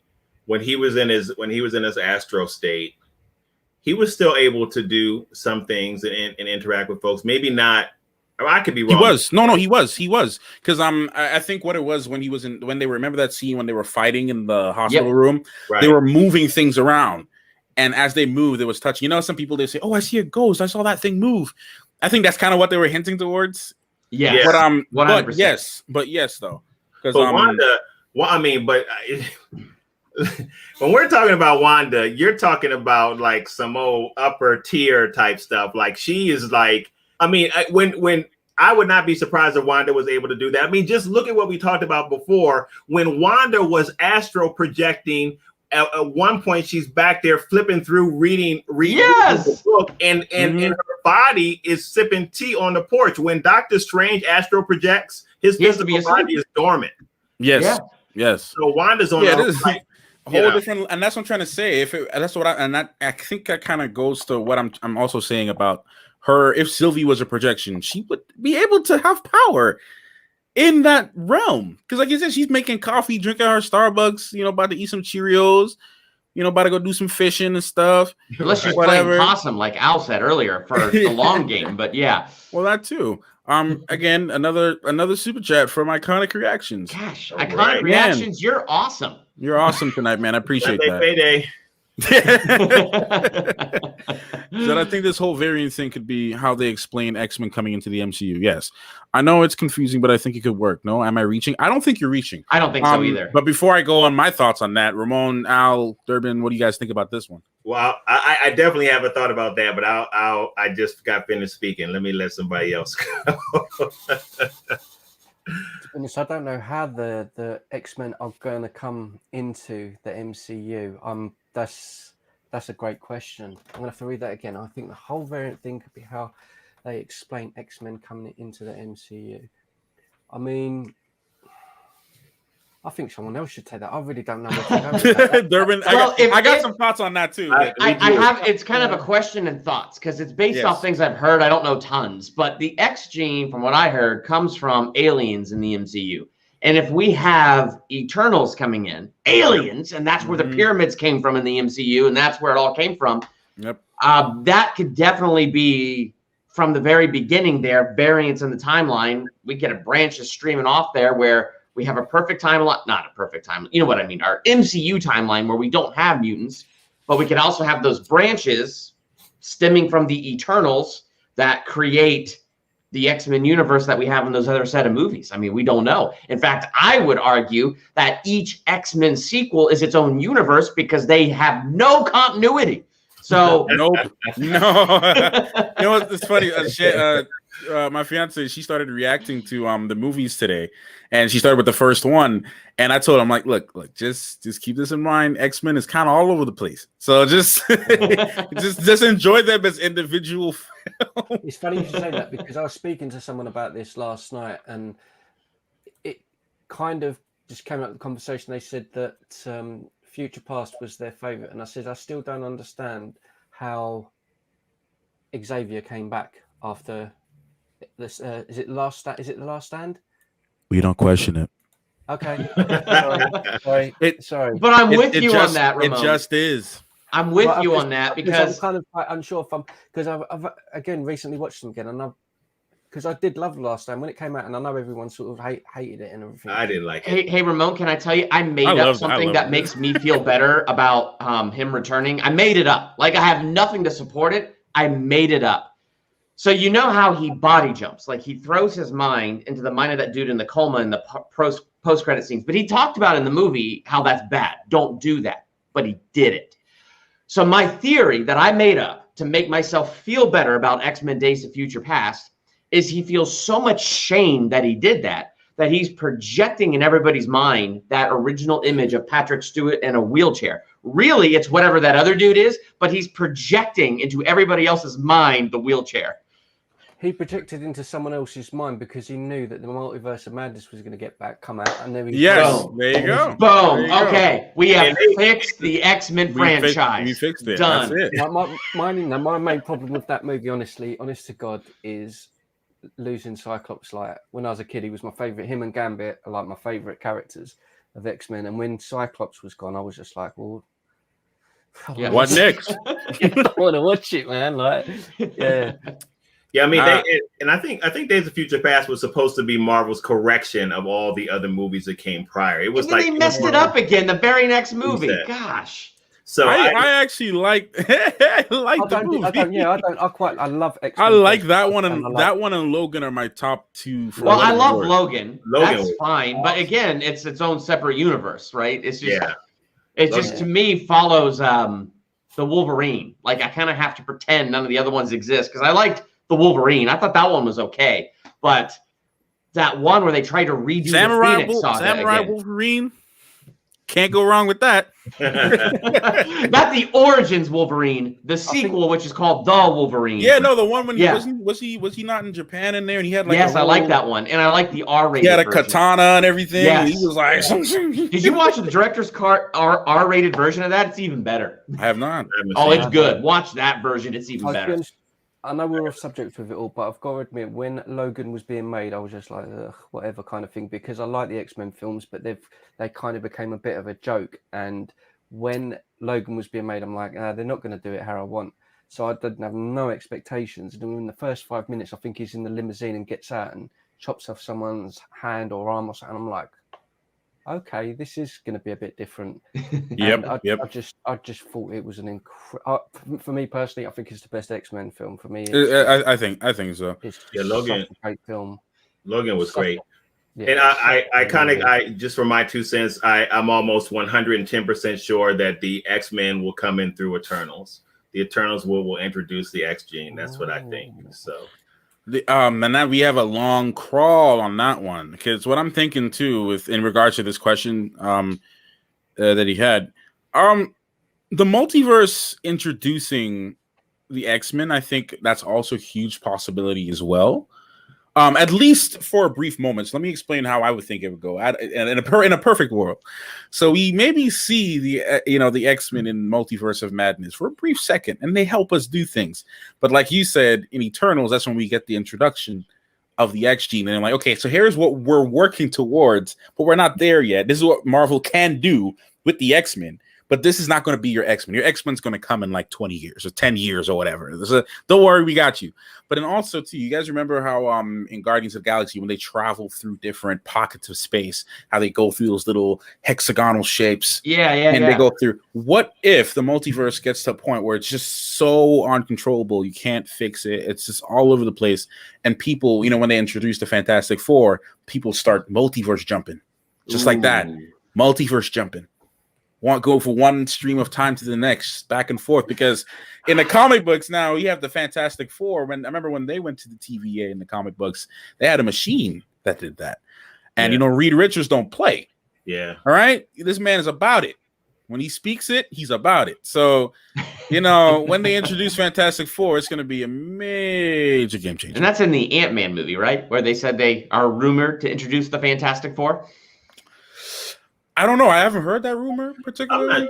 I'm not sure about that, and I still think we could get a hint of the Fantastic Four from this series, if not this season, it's some season, because like you said, Matthew, the Fantastic Four has an association with the TVA. That's what I think. But I also think that you bring up a good point with the timelines as well, Matthew, because I do feel like a lot of the timelines that we saw jump off are going to go into the red zone. I think some of them are not going to be able to be fixed.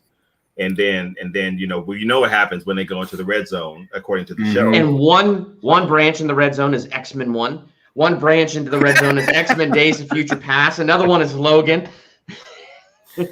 I mean, hey, it's I don't know. I just love the it could go anywhere. It could go anywhere, and I'm sitting here silent. I'm listening, and my brain's going right. We could have Spider-Man comes in, right? Toby Maguire comes in over here. He's fighting, then he's fighting Venom, and then Captain America appears, and then so and so. And it's just like it could go to so many places. But y'all really think? No, sorry, Ramon. My bad. No, I'm glad that we're finally starting to get some of this stuff, because it's incredible. It's mind-boggling. Look, y'all really think that that RDJ is not going to come back in the MC? Come on now. I think give him money, he'll be back. Oh, come on now.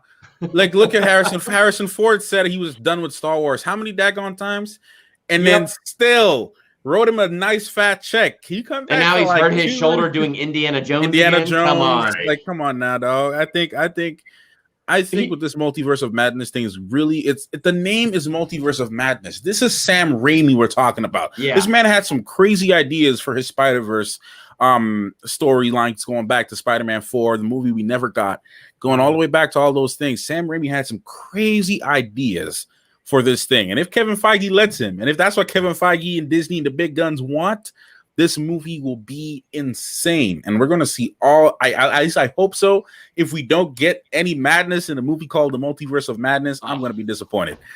Well, if they bring back RDJ, you better do it right. Like, you can't give me any kind of flimsy old gimmicky, like, hey, I'm back, everybody. Yeah. Nah, you got to bring him back. Well, the thing that makes me nervous about that comment is what they've done in the CW with the Arrowverse. Because in the Flash season 2, it started as something fun when they introduced the multiverse. Yes. But then it became, they had this huge thing, somebody's going to die in Arrow season 4, and it's going to be awful.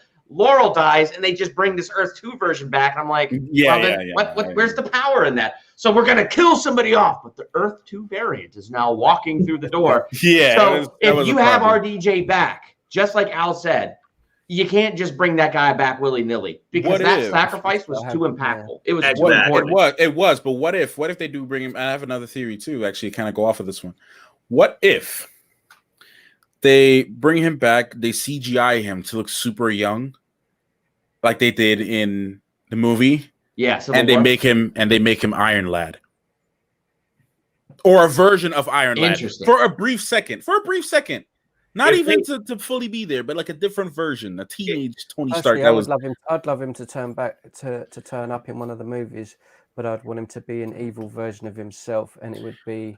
Well, I'm looking forward to. Hopefully, we can see Holland that finds him, and he's got to face him, and it's like. Imagine that would be interesting. Hopefully, we can see Captain America's Captain Hydra. Hopefully, we can see that. That would be a dream come true. Man, you got iconic reactions. I know, man. These iconics out here. You got a really sus comment there, but I'm gonna just leave that one. And then we got I see what you mean. And then and then we got this one here over under 35%. We get Silver Surfer. What do y'all think about that one? I don't know. So when let me tell you, when I was a kid, I loved the the Silver Surfer. I even like them in the Fantastic Four movie. If we get the Silver Surfer back and they do him right, if we get the Silver Surfer back, I need him to be interplanetary. He can't just be Earthbound. I need to see him do his thing like zipping from planet to planet or whatever. I hope so. I love the Silver Surfer. Do you know what? I'm going to be along with you there, and I know that those movies got a lot of stick, and I've no lie, I must have watched Silver Surfer about 20 times, man. Fantastic, but just because I love the character so much. Yeah, me too. It's the only place that I'm ever going to, well, so far I've ever seen him, and when he turned up, I'm like, I love Silver Surfer. Yeah. I actually love that movie just because. Look, I was a kid when I saw the movie. Most of you guys are probably you're young adult. You guys are probably around my age when you saw that movie, or maybe a little older. But I feel older than I feel when you say. I'm just saying. I was like in middle school when I saw that movie. All right, I'm in my mid-20s. I was like in middle school. So one of the saddest things about this, and I'm ashamed to admit it, I know probably 90% of all of the things he says in that movie. Like, I know it off, but that's how bad I am with that movie. I'm the same thing with Wonder Woman. I had the $100 golden ticket thing that Regal did, and I saw the movie. I saw the movie maybe 11 times in theaters. Oh wow! I know every single word to that movie, every single musical cadence. I love that film. Wait, are we talking about 84? Or are we talking? No. We're talking about Wonder Woman, Patty Jenkins, Wonder Woman, the first one. 84, but 84, I gave it 84, but yeah, I actually love that Wonder Woman too. And Spidey's my favorite superhero, but Wonder Woman was so Wonder Woman was good. I like better than all of the Tom Holland Spider-Man movies. That movie was amazing. What, the first Wonder Woman movie? The first one. For me, Gal Gadot is what RDJ is to Iron Man for me in terms of her with Wonder Woman. I love that movie. It's a good movie. Yeah, we're definitely getting Ironheart. That's definitely a book. They already confirmed that. I'm ready to see my girl redo her thing. Yeah. It's gonna be dope. I need to see the curls. I need to see the afro shaking. I gotta see it. It's gonna be great. I just want to see how if they do choose the afro route. I want to see how they're gonna get it to fit in the hair in the helmet. That's what I want to see. They got the suit now that has the nanotech, so it could just go up around it. Durbin, have you had an afro? No, let me tell you, my hair definitely does not do that. Let me tell you something about afros. It's a lot easier than it looks. Than it sounds. Man, look, especially the helmet coming off is gonna get sticking and everything. It's gonna pull your hair. Kinky hair is kinky hair, man. You get yourself a thick bottle of petroleum jelly. Slick it. Can you imagine her doing that every time before she gets in the suit? Sticking it back, putting the ponytail and everything. No, there'll be some technology in the suit that'll just do that for her. It'll just slick it back and the helmet will come up on top. Yes. Oh man. It's a Silver Surfer. Galacticus. Okay. It's a good one. That's a good one. See, I love how attached you guys are to these Fantastic Four characters like the Silver Surfer. I grew up DC. So I didn't grow up on Fantastic Four and all that stuff. So I only just recently watched Fantastic Four 2 on Disney Plus. I hated that first Fantastic Four movie so much. And I vowed never to see Silver Surfer. When it popped up on Disney Plus, I went, you know what? It's free. I'll check it out. And I liked it way better than I thought I was going to. And I liked Morpheus as Lawrence Fishburne as the Silver Surfer. So I'd love to see that dude come back. I just wish I had the attachment you guys had. That's one of the reasons I loved him so much as well, because I know his voice. It's he's one of my heroes, man. I love him so much. And as soon as he spoke, I was like, that's Lawrence Fishburne. I knew straight away. But no, I only watched that probably about a week ago. Now we're talking about it again. I am going to watch it this week. I will. The movie's great. I come on now. I loved it, but they did do him. They didn't make him as nearly as powerful as they should have been. So they nerfed him. That energy pulse, and I'm like, what? This is a Silver Surfer. You gonna take him out with an energy pulse? But you gotta admit though, the scenes when he was riding his surfboard, man, and going through it and stuff like that, and just the traveling, man. I remember seeing the trailer for that movie, and I saw that. I was like, ooh, yeah, nice. Is at the wedding Johnny, it's Dolce, and then he catches fire and takes off. Yeah, mate. I love that movie. Look, man, I actually think the casting for that movie was actually great. Yeah. Personally, I think the issue, a lot of it has to, and we'll get back to Loki, y'all. This is how it goes in these streams, man. We'll get back to Loki in a minute. It's all Marvel. It It's the counts. same family. We'll get back to Loki, but my thing about it is, I think the writing and just nerfing of some characters, I think, is what really hurt the movie. But for the time that it came out, it was one of the I think one of the most influential superhero films at the time when it came out. Yeah, I mean, I agree with you, man. Like, I think the visual appeal of that movie was great for like when it came out was really, really good.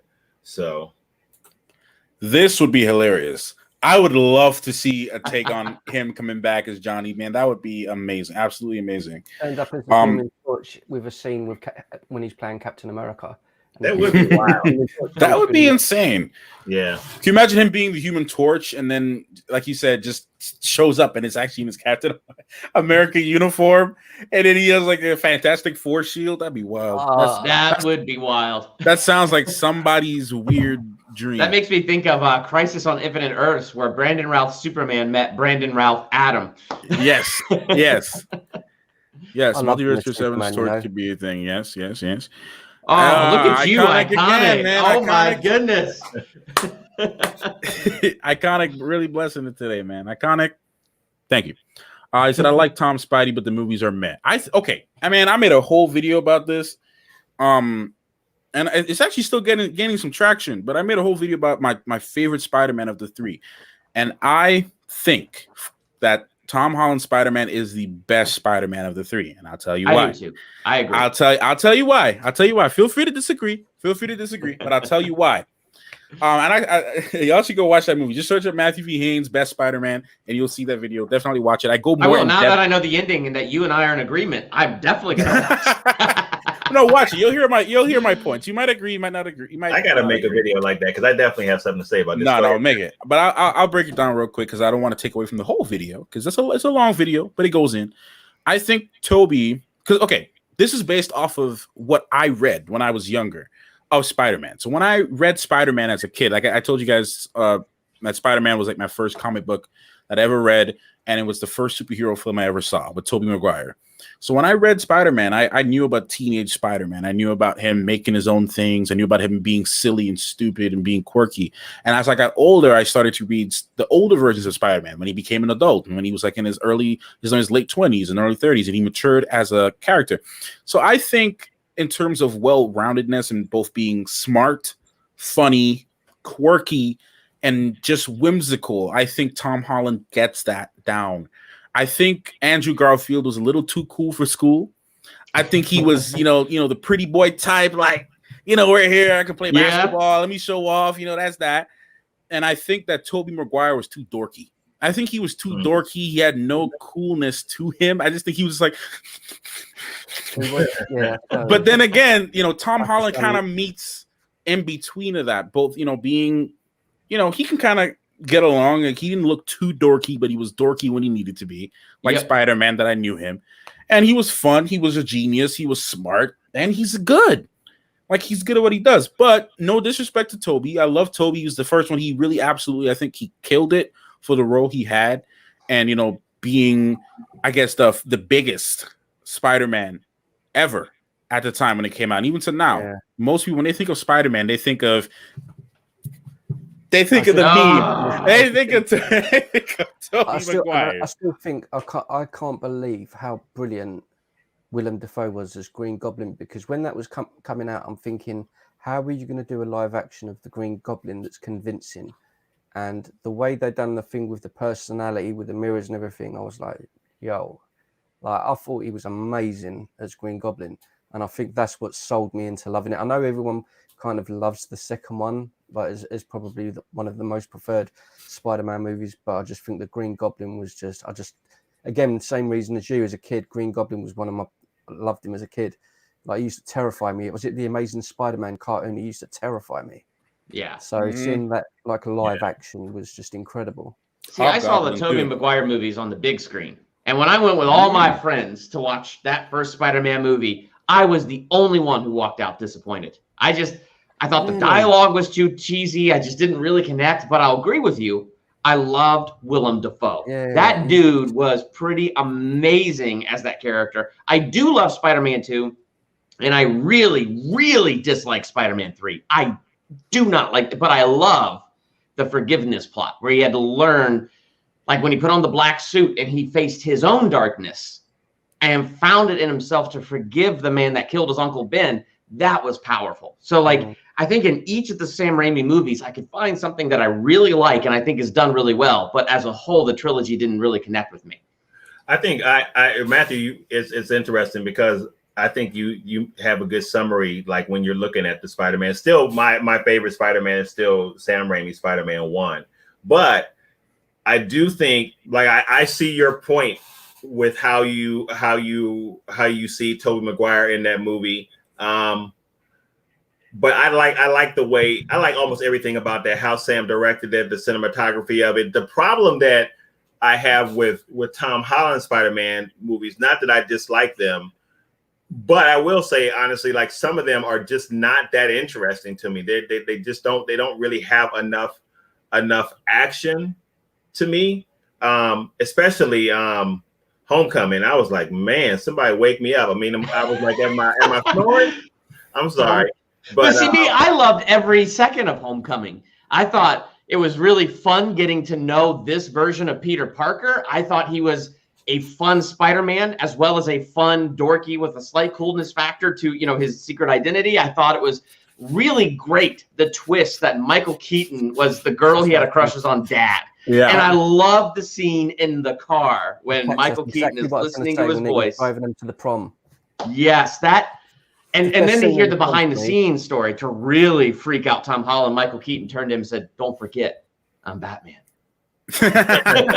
Well, look, I'm not trying to take, let me clarify this. I'm not taking anything away. As a film, Sam Raimi's Spider-Man films were great. I absolutely loved the first one. The music, like, come on, man. Danny Elfman slapped on that. All right, he snapped on it. The theme is so iconic when you think of it. Like, that's one, I think personally, besides the traditional Spider-Man theme, I think that's one of the best ones. Michael Giacchino's Homecoming theme is a close second. Spider-Man, as much as I love Hans Zimmer, he's my favorite composer. I didn't really think too much of the Amazing Spider-Man theme. All right, so the movies as a whole were great. The train sequence, come on now, you cannot. Yeah, that was amazing. I love the train holding sequence. The train. Yes. Those things are amazing. But what I'm more or less comparing is Spider-Man as a character. Yeah. I agree. Not necessarily the movies, but because the movie, yes, Homecoming could have been a little bit more spicier. Homecoming has my favorite Spider-Man character moment, which is the moment when all that building is collapsed on him and he's looking at his reflection in the water and he's crying out for help when he sees half of his face in the mask and half of his face in the reflection. And he says, "Come on, Spider-Man," and he finds it in himself to lift up that stuff. That's a callback to the comic books too. There was a comic book scene exactly. That was amazing. Like where he realized the hero he is and what lives inside of him. Yeah. Like, that was an incredible scene. I mean, there for sure those movies have some very powerful scenes, and also I would say that the Tom Holland Spider-Man to me is much more reminiscent of the Spidey that I grew up with, like reading as a kid. And that's what I'm getting to. Yeah. So I agree with you, Matthew. He is really a reflection of that kind of that silly kind of teenage Spider-Man that we knew as a kid. And even though Raimi's Spider-Man, Toby wants to be that Spider-Man, he doesn't put. He looks aged. That's exactly what I mean. It's like I'm like, look, bro, come on now, dog. You look like a 29-year-old man out here. But in the early 2000s, that's how they did it. You have to cast a good 35-year-old to play a 16-year-old in high school. And I get that. I get that. But you know, this is just my current perspective on it. Because like I said, at the end of the day, that movie's up there with like the Revenge of the Sith, and a lot of people don't like Revenge of the Sith, but the reason why I love Revenge of the Sith so much is because it was my first introduction to Star Wars. So I'm very biased. I'm very biased to that, and it's like the same thing with Spider-Man 1, Tobey Maguire. That movie was my first introduction to live action superhero films, and that will forever be like one of my top 5 favorite movies, like action movies, superhero movies of all time. Yeah. So like, despite my criticism on him as a Spider-Man, when I think of Spectacular Spider-Man and the Adventures of Spider-Man and the Amazing Spider-Man from the comic books, I see Tom Holland. Yeah, no, I completely agree with that. He definitely reflects the Spidey that I feel like most of us know if you've been reading the comic books. I just didn't feel like the action from the movies were that good, and that's really where we split, because I like him as a reflection of that comic Spidey. He embodies that. But the movies, and it's funny because Sam Raimi's Spider-Man 3, I hated it because Sam tried to do too much in that movie. Mm-hmm. But I love the fact that we got the symbiote in that movie. I just love seeing Spidey in the black suit. Oh man, that scene with him on the mirror.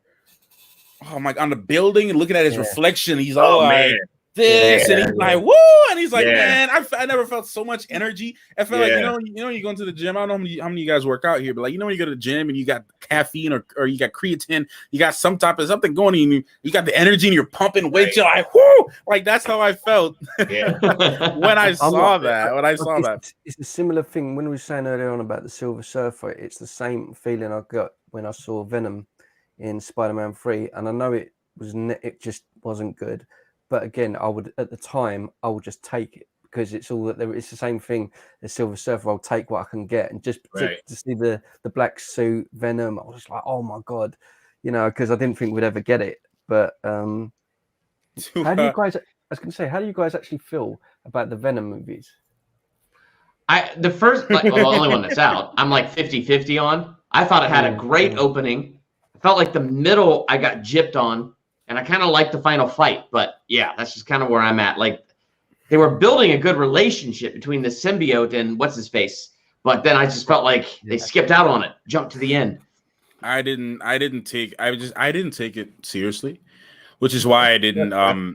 Which is why I loved it, and I just loved seeing the relationship between, you know, Tom Hardy, and I actually thought he was a very interesting but great choice, and it worked out well to me.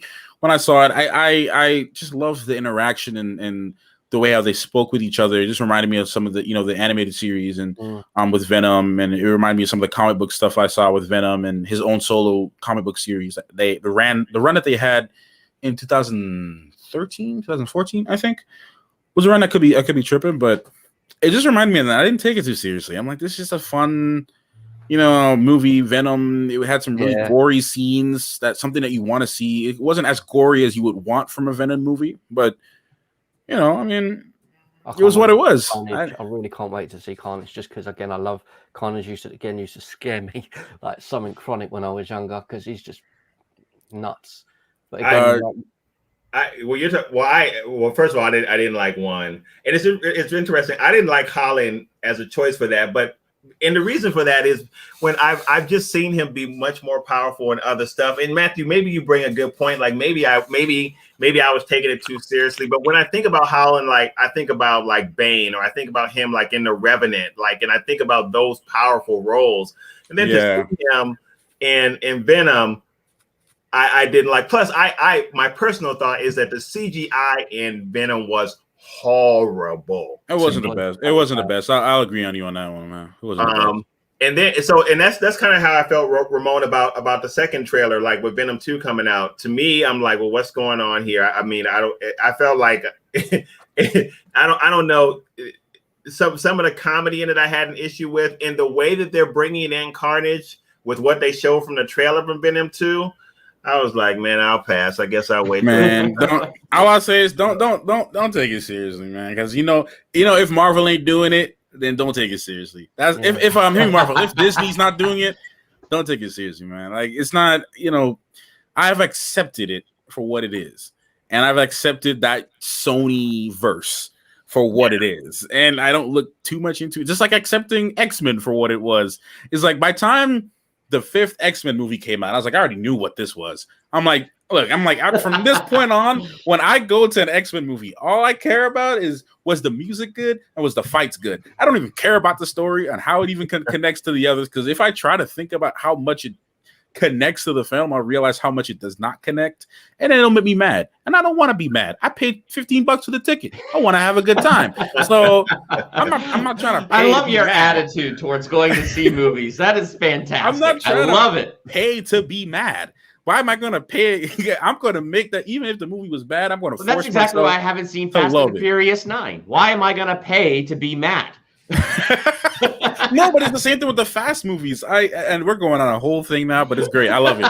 The Fast movies, I absolutely love the Fast movies just because of how silly it got after the sixth one. That's when I was like, okay, we're going down the deep end now. That's it. It's going to be crazy. Well, I don't understand why myself, I can accept Sharknado, but I can't accept the Fast and the Furious. Just expect them to be on Mars racing rovers. Just expect that.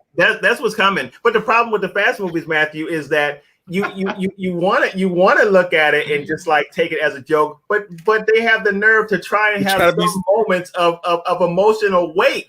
But that's why it's about family. But that's why it's funny though, because you know what you're getting, and that's the thing. You know what you're getting. Like I love them so much, man. Again, give me Fast and the Furious combined with Sharknado, and boom, I'm sold. But until we got that, I can't go to another. I think Fast 5 and Fast 7 are the strongest out of the whole sequel. I did like 5 too. Fast 7 5 is where it should have ended. 7 is where it should have ended. That was a good ending for a terrible franchise, and that's where it should have ended. I wouldn't say it's terrible. I don't say it was terrible. You know what? Yeah, that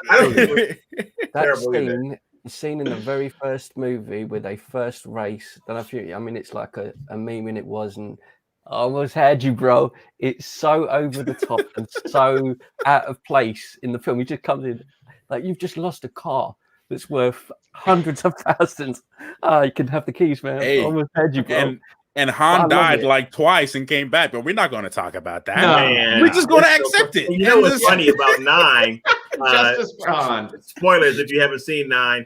Even it's so ridiculous, and I had like a 2-minute and 30-second review of it. That's all I needed because it was so bad to me. But it's so ridiculous that even Roman's character tries to kind of set you up to accept the craziness, where he has some lines like, you know what, maybe we're superheroes. Yeah, like maybe that's what we are because of all the stuff we've been through. Yeah, you have to say that because you know what's happening in this movie. I said in my own review, some of the stuff that happens in this movie to human beings would kill the Hulk. Man, it's just crazy. I know you're gonna be like, dude, you're being too serious about it. No. But here's the thing. I asked the same question though. Didn't Vin Diesel catch a car in the movie or something like that? There's so much stuff. But didn't movie 1 establish that the Fast Furious franchise should be grounded? Like the first movie kind of spent some time. This is real. Then the movie, it's like, all right, where's the freaking Sharknado? Because this is ridiculous. And what was after the 5th movie is when they solidified the fact that, hey, we're not going to be taking this seriously anymore, because the heist and everything in Fast 5 seemed real. Like you could go and maybe do that, maybe if you had like 30 years in NASCAR and you raced on the dirt tracks and you also know how to drive monster trucks too, and just kind of consolidate that into one, and maybe you're good at like driving space rovers for some reason, like you worked at NASA for some reason, but like set it up, Matthew, set it up. He said set it up. But here's the thing, Fast 5 shows that they aren't heroes. They drug that safe through the city, killing hundreds of thousands of people, destroying thousands of businesses, and it's like, you guys aren't heroes. You mindlessly killed hundreds of that. You all need to go to jail for the rest of your lives. All for some dough. Yes. They were rolling the thing like it was like butter. You put butter on bread. It's like amazing. Like I was laughing at how ridiculous it was, and I was also angry. Like the police are the good guys here. You gotta catch these fast people and put them in prison forever now. The laws of physics. What is physics in Fast and Furious? No, that's why you got to throw in Sharknado. Might have fun with that. What's the part with physics? It's at the beginning of the film where they're trying to steal cars from a train. And at the end of the sequence, it's got Paul Walker and Vin Diesel on the car. and they get on top of the car, the train goes off, and they go off a mountain, and they're like surfing on top of the car and then dive off. It's amazing. It's amazing. Y'all, look, you know what we got to do? I'm going to do this. If you guys are down, we have to just set up a random stream when everybody's free, just to randomly talk about all the movies that have come out or about to come out and just have a random conversation about everything. I feel if you guys are okay with that, I feel like we should do it. Just, you know, because I'm loving this, but I know the chat is loving this too. I know they're not. I know they're not mad at this outcome at all. Well, you got two people in the chat saying it's all my fault we've gone in this direction. Think me up said yes, iconic, you blew it. I know they like it, man. I know y'all like it. No, guys, seriously, like Fast. It's a movie after the fifth one that I decided, because it was funny. You know, when I saw Fast, a church I used to go to at that time, the youth group was like, we ain't got nothing to do. And the youth pastor was like, yo, you want to watch Fast 5? I'm like, yeah. So we set it up and we watched it. And I think after watching that movie, I was like, nah. I'm like, nah, this movie is like, no, if they make another one, I was like, it's not going to be serious. And like, I don't know. It's different too, because in comparison to Mission Impossible, right? Now that's a whole nother conversation. But Mission Impossible, it sticks to its grounded roots of being an epic spy movie, but it scales it up a little bit. Yeah. Right? Fast and Furious went from local drag races and like, you know, like, and you know, like a police thing, a police like, you know, a police teaming up with a former robber to kind of like bust them people with cars, and then him leaving the police force, and then next thing we're going to Mars now. That's it. Yeah, like, no. The next one is Fast and Furious in space. We're gonna call Elon Musk and be like, Elon, you trying to hook us up? Look, can we get a SpaceX car and like fly all the way to Mars with Bitcoin coming out the back of the exhaust? If they did that, if they said the final part is Fast and Furious in space, trust me, I'll be front of the line. Oh no, I'll be there for that for sure, because they did Sharknado in space, and you know what? That was epic to put those sharks in space with a lightsaber chainsaw. Like that was brilliant. So take that with Fast and the Furious now. So funny. Speaking of Fast, did you guys? Well, I promise we'll get back to Loki. I'll bring it back before we end the stream. But did you guys hear about? I heard this on one of my other friends' stream. The Film Cave, and they were talking. Did you hear what Vin Diesel? The whole beef that happened between Vin Diesel and The Rock. I've heard bits and pieces of that. But that's not still going on, right? Like they got squashed, right? So I don't know. So from what I understood from that was that Vin Diesel was basically saying to The Rock made a comment that I think recently too, during the F9 stuff, the press junkets and stuff, saying that he wanted to get more out of him, you know, in the Hobbs and Shaw stuff, and he wanted to get more out of him as an actor and whatever. And like, I think The Rock was like being offended by that. So then the point that he made in that live stream was that, like, dude, this is The Rock. Like, this guy not only had his first acting opportunities in WWF and then started acting in WWE, but this man literally has been in the biggest movies, and he literally saved the Fast franchise. Yeah, when he came in, and you want to give him pointers when you've been doing the same thing. I actually like Hobbs you've and been Shaw. doing. I think the Fast franchise can take pointers from the movie Hobbs and Shaw. Yeah, I mean, hey, even though Hobbs caught a helicopter and pulled it back with the chain, that was ridiculous. but look, in fairness, it is like. I almost feel like when you see The Rock on screen, like The Rock can do anything, right? Yes, like, I mean, he can flex out of a cast. Why not? You know, he'll pop that bone back in place. I'm gonna tell you, when he picked up that machine gun that I think at one point was mounted on the side of a helicopter, which ought not be humanly possible, and he started shooting that thing. I'm like, you know, it's The Rock, man. You do whatever you want. It's The Rock. They literally hired him to be The Rock. He was like, hey, man, can you be The Rock in this movie? And he was like, he probably looked at him and said, yeah, you're right. Like, you know. Oh, man. Vin Diesel was good back in The Pacifier, though.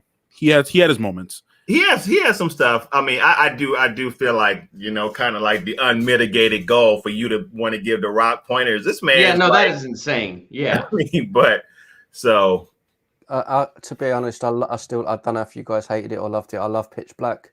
I think Pitch Black. I thought it was good. I like it. Wasn't Pitch Black part of the Riddick? Was that part of the Riddick? The first one, yeah. Yeah, I liked all those, man. Yeah. I mean, in certain roles, he's great. So what about what was it Bloodshot or something like that he was in? That was the last movie I saw before COVID shut everything down, and I was really angry. That was the last movie I saw on the big screen before COVID shut everything. But I took that as the Fast and Furious prequel. That's how they got their powers. Right there. It was Birds of Prey was my last one. I didn't think Bloodshot was terrible. It wasn't the worst, but that was not the last film I wanted to see on the big screen before everything was shut down. That was not the last thing I wanted to see in theaters before I couldn't go to the theaters anymore. I saw Birds of Prey. That was the last one I saw, so I was okay with that. I mean, it wasn't the worst thing to see, but it wasn't that. So Birds of Prey was better than what I thought it was going to be. Yes. Now I will tell you this though. I'm curious to know what you guys think about the latest trailer for Suicide Squad. I still can't get behind it. I'm sorry. Yeah. I haven't seen it. I haven't seen it yet. So you haven't seen it? Okay. I haven't even reacted to it yet, Al. Like when it's DC stuff, I love to watch it and do trailer reactions. Mm-hmm. And it's not that I'm against this movie or against seeing it. I can't work up the excitement for it. I really did not like the first Suicide Squad. I was lukewarm on Birds of Prey. And I like the fact that James Gunn is doing this one. I like that it's going to have a totally different feel. But when that trailer came out, I just went, I don't know. I don't think I'm going to have the reaction people want me to have or that I know I would have if it was something I was truly excited about. It just wasn't there. So I watched it and it's like, yeah, I'm not won over. I'm sorry, Durbin. I'm reading a iconic statement. That's funny. Birds of Prey wasn't as good as Suicide. Oh boy, I don't know, man. I was not a fan of Suicide Squad. I would say Birds of Prey was a little bit better. Look at Matthew's face. Before you do go off on one, I'm gonna defend Suicide Squad in a tiny bit. Not in a good. No, just hear me out. Okay. Just hear me out. Okay. Simply to see, again, being a nerd, to see Diablo on screen. He was good. That was Holmes. Him on screen, I was happy. But the second that Enchantress started doing her dance, nah. I mean, that's her whole thing. The whole way through. This is Enchantress. This is our big villain. Hear her and her machine that she hasn't really described what it is. Iconic, my brother. Thank you for tonight. You know what? I'm gonna be a little nice. I respect your opinion, but bro, okay. Look. That was okay. Let me not, because I already did this. The Suicide Squad. That was the first movie I reviewed on this channel. That was the first movie I reviewed on this channel. Really? With my boy Chauncey. Wow. I wasn't gonna ban you, my brother. Like, come on, man. You really think that Birds of Prey? You literally think in the world that we live in, that we currently reside in this body, in this plane of existence, you think for some reason within this reality that Birds of Prey was worse than Suicide Squad? That is what you're saying? Like, for some reason you really think that? I just need to know if that's what you're thinking, or you just trying to make, because like that doesn't make no sense.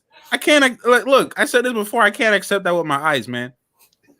I can't not. No, hey, my brother. Look, you know what? Society. You know, that's it. That's right. We live in a society. That's it. That's the answer. We live in a society. Yep. That movie was utter. Have y'all ever had Marmite?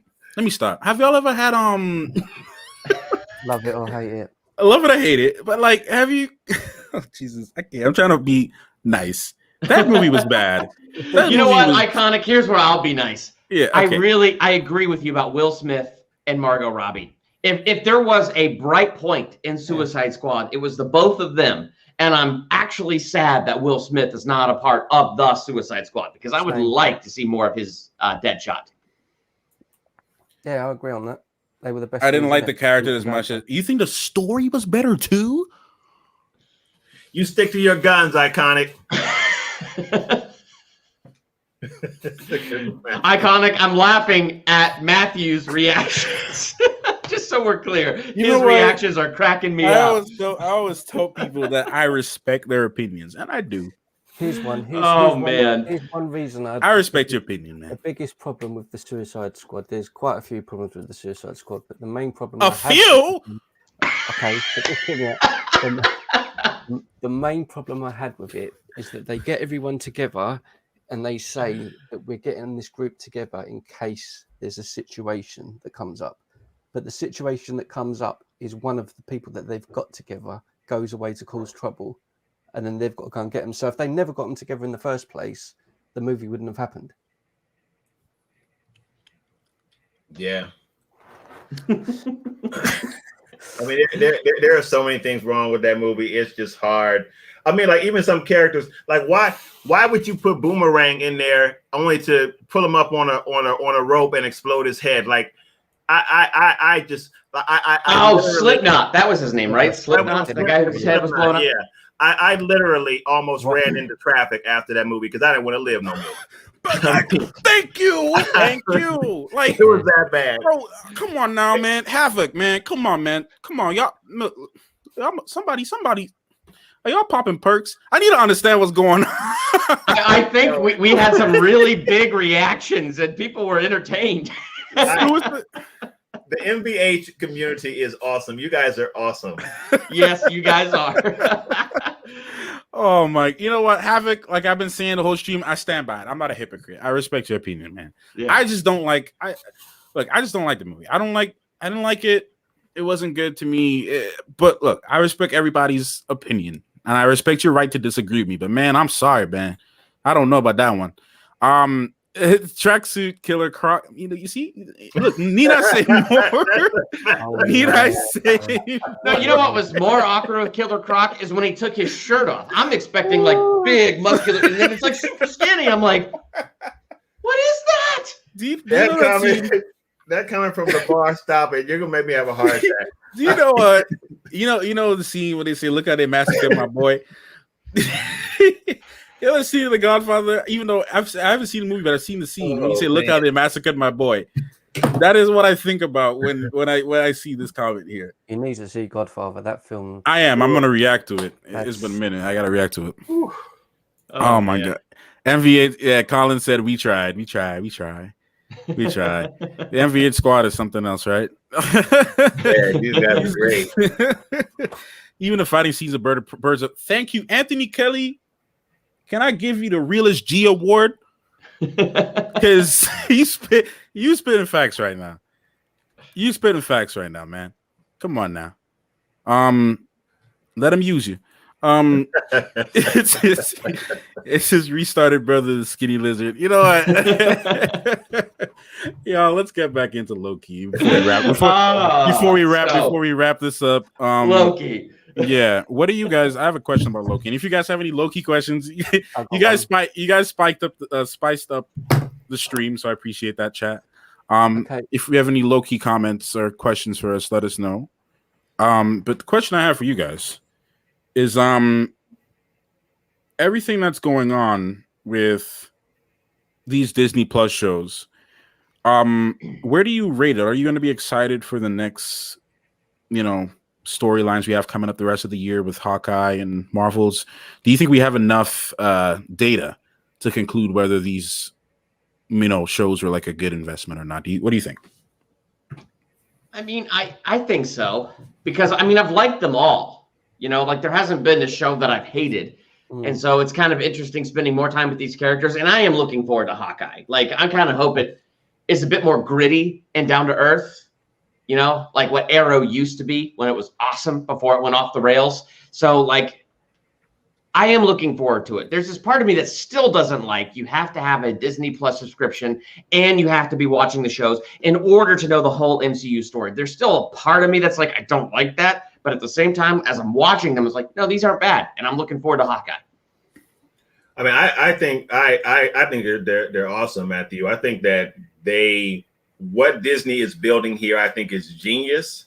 And I wasn't really sure how I was going to feel until the shows came out. Like when WandaVision came out, I was blown away by the end of WandaVision with all of that. Same thing with Falcon and the Winter Soldier. It was a different type of story. And even now what we're getting with Loki, even though this episode was not my favorite, I think it's fantastic. And I would actually say, Durbin, I like the fact that they do force you to kind of watch everything. I like that because I feel like it's the cohesion with that is great. And I love what Disney Plus is doing because we can deep dive into characters. And then when we get to big box office stuff, we don't have to take all that character dev time. We can jump right into stories. And plus it just blows the Marvel universe up with the type of stories that you can tell. So I love what they're doing here. Very, very hopeful for what's to come. Awesome. Ramon, what are your thoughts on everything? I think WandaVision was probably my favorite so far. That was the show I was most looking forward to, and it was Loki as well, kind of in between. I liked the Falcon and Winter Soldier a lot, but it weren't as brilliant as I thought it was going to be. I don't think that the Winter Soldier got enough to do in the show, but I thought I'd kind of hoped they'd explored his character a bit more. The part I remember, I think it was episode 2 or 3 when he's around the fireplace and he's sort of waking up and stuff like that to get rid of this what's it like, you wouldn't call it a spell, but the thing that was cursed over him, that he's the brainwash. Yeah. And I'd hope they'd explored that a little bit more. Loki I'm really enjoying, and as you guys have said, I think Hawkeye is another one because I think he gets a bit too much stick. Like he gets so much stick as a character unnecessarily too. Yeah, and for me, the same. I'm hoping that they go down the path and go with like the Ronin character and see how that happens and what he does, and I hope that's where they go with it. But yeah, that's probably the one I'm looking forward to the most. Hawkeye, the whole thing with that, and Jaden Kleinberg, that the Discord command only works for Twitch. So if you want my Discord, it should be linked in the description of this video. If not, the Discord server. Okay, it actually works. Oh, would you look at that? I didn't think it would work. There you go. So yeah, no, the whole thing about the Loki thing, I know that he's passing on the torch to Kate Bishop. I know that's the whole premise of the storyline with I keep forgetting her name, man. How am I forgetting her name, man? The actress? Man. Haley Steinfeld. Sorry. Yeah, like pretty much me and all my classmates and all the time used to have a crush on her back in the day. But she's gonna be Kate Bishop, and I know they're passing on the torch to her in that, so I know we're not gonna get too much of that gritty Ronin stuff, but it is possible that we could get it in like the form of a flashback, kind of see maybe the stuff that he was doing before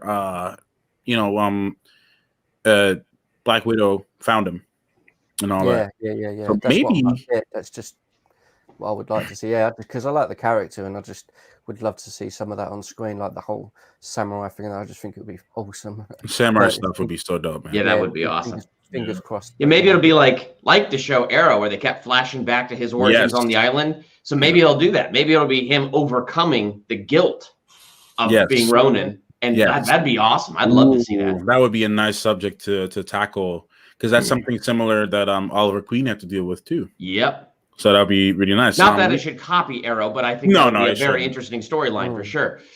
This is a good question. To be honest, where does Marvel even go after all this? What's the next end game? I have an answer on this, but what do you guys think? I agree with Batman in the comics that Galactus is probably the next end game, or Secret Wars. I don't think Secret Wars would be, but yeah, I don't know. What are they queuing up for now? Something invasion. And my mind is just turned into Secret Invasion. Secret Invasion. But I hope they do Secret Wars too. But I hope they do Secret Wars from '84. Because I think there was another rendition of Secret Wars in 2000 or something. But I hope there was a newer one. I think 2015, 16 or something like that. Yeah. Or 2010. I could be wrong. It's 2000 something. But I like, cause so my favorite Marvel story of all times is the '84 Secret Wars. I absolutely love it. So hopefully they're building they're building to something like that. But I also feel like Marvel is scaling out to just allow them to continue to tell stories almost indefinitely. I just feel like that's how they're building. So yeah, I think we have another 10 years before we see the next big thing. Or maybe not 10 years. How long after was the first Avengers? After the first Avengers, 8, 9, 10, 11, 5 years. 5 years. Okay, so maybe if they follow 4 years. 4 years. Math. Okay, yeah, I hate it too. 4 to 5. I hate math, but I'm good at physics. It's weird. Anyway, I hate it, man. I hate it. But yeah, 5 years. So maybe in about 5 years we'll see something big, because we're getting the development of course, Monica Rambeau, which is one of my favorite characters in the comic books. I don't know much about her, but good setup in WandaVision. Really good setup where I want to know more. Man, do you know in the comic books, actually, we won't get to see this, but maybe we'll see Shuri Black Panther do this one, because Shuri becomes Black Panther in the comic books. So a lot of people don't know that. But in the comic books, Monica and Blade and Black Panther all had like a little team up kind of thing that they're doing. They were killing vampires and stuff. It was so cool. If we can get a team up like that, that'd be amazing. I actually read that comic book through the Black Panther storylines, where I think he came to the U.S. He went to New Orleans, or he went to New Orleans, and he was dealing with Monica and Blade, and they were just killing vampires, and fascinating. It was dope. It was dope. But we'll see how gritty they get with Blade. I don't know how they'll do that, because Blade is a pretty gritty story in the comic books too. So I don't know how they'll do that. The first 2 Blade movies, I remember seeing them at the cinema. Oh my god, I just love them movies. The first 2, I just think I just love them. You know what's funny? All the stuff I know about Blade is from the comic books. I've never seen the movies.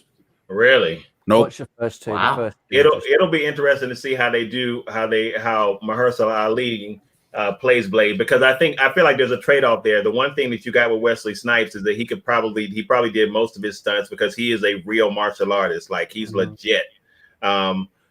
Mahershala Ali, not so much. But the flip side of what you get with Mahershala Ali is you do get the dramatic piece. He's a better actor than Wesley Snipes is. So it'll be interesting to see how they reconcile that with the fight choreography. I think the first thing I ever see him in, I think it was it in Heroes or one of those.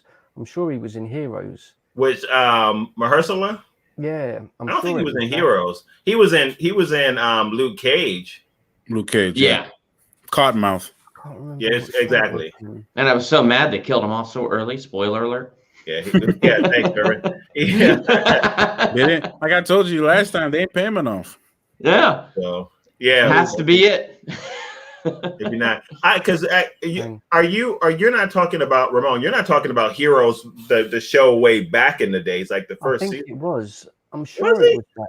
I had to go back. I love Heroes, by the way. Because over the last few years, when he's got in more TV shows and films and stuff like that, I always knew that I'd recognize him, and I thought, I know this guy. And I looked back at some of the shows, and I'm pretty sure it was Heroes that he was married to someone in it. He didn't have like a massive part in it, but when he was in it, he stood out, and I thought, right, I hope he becomes like massive.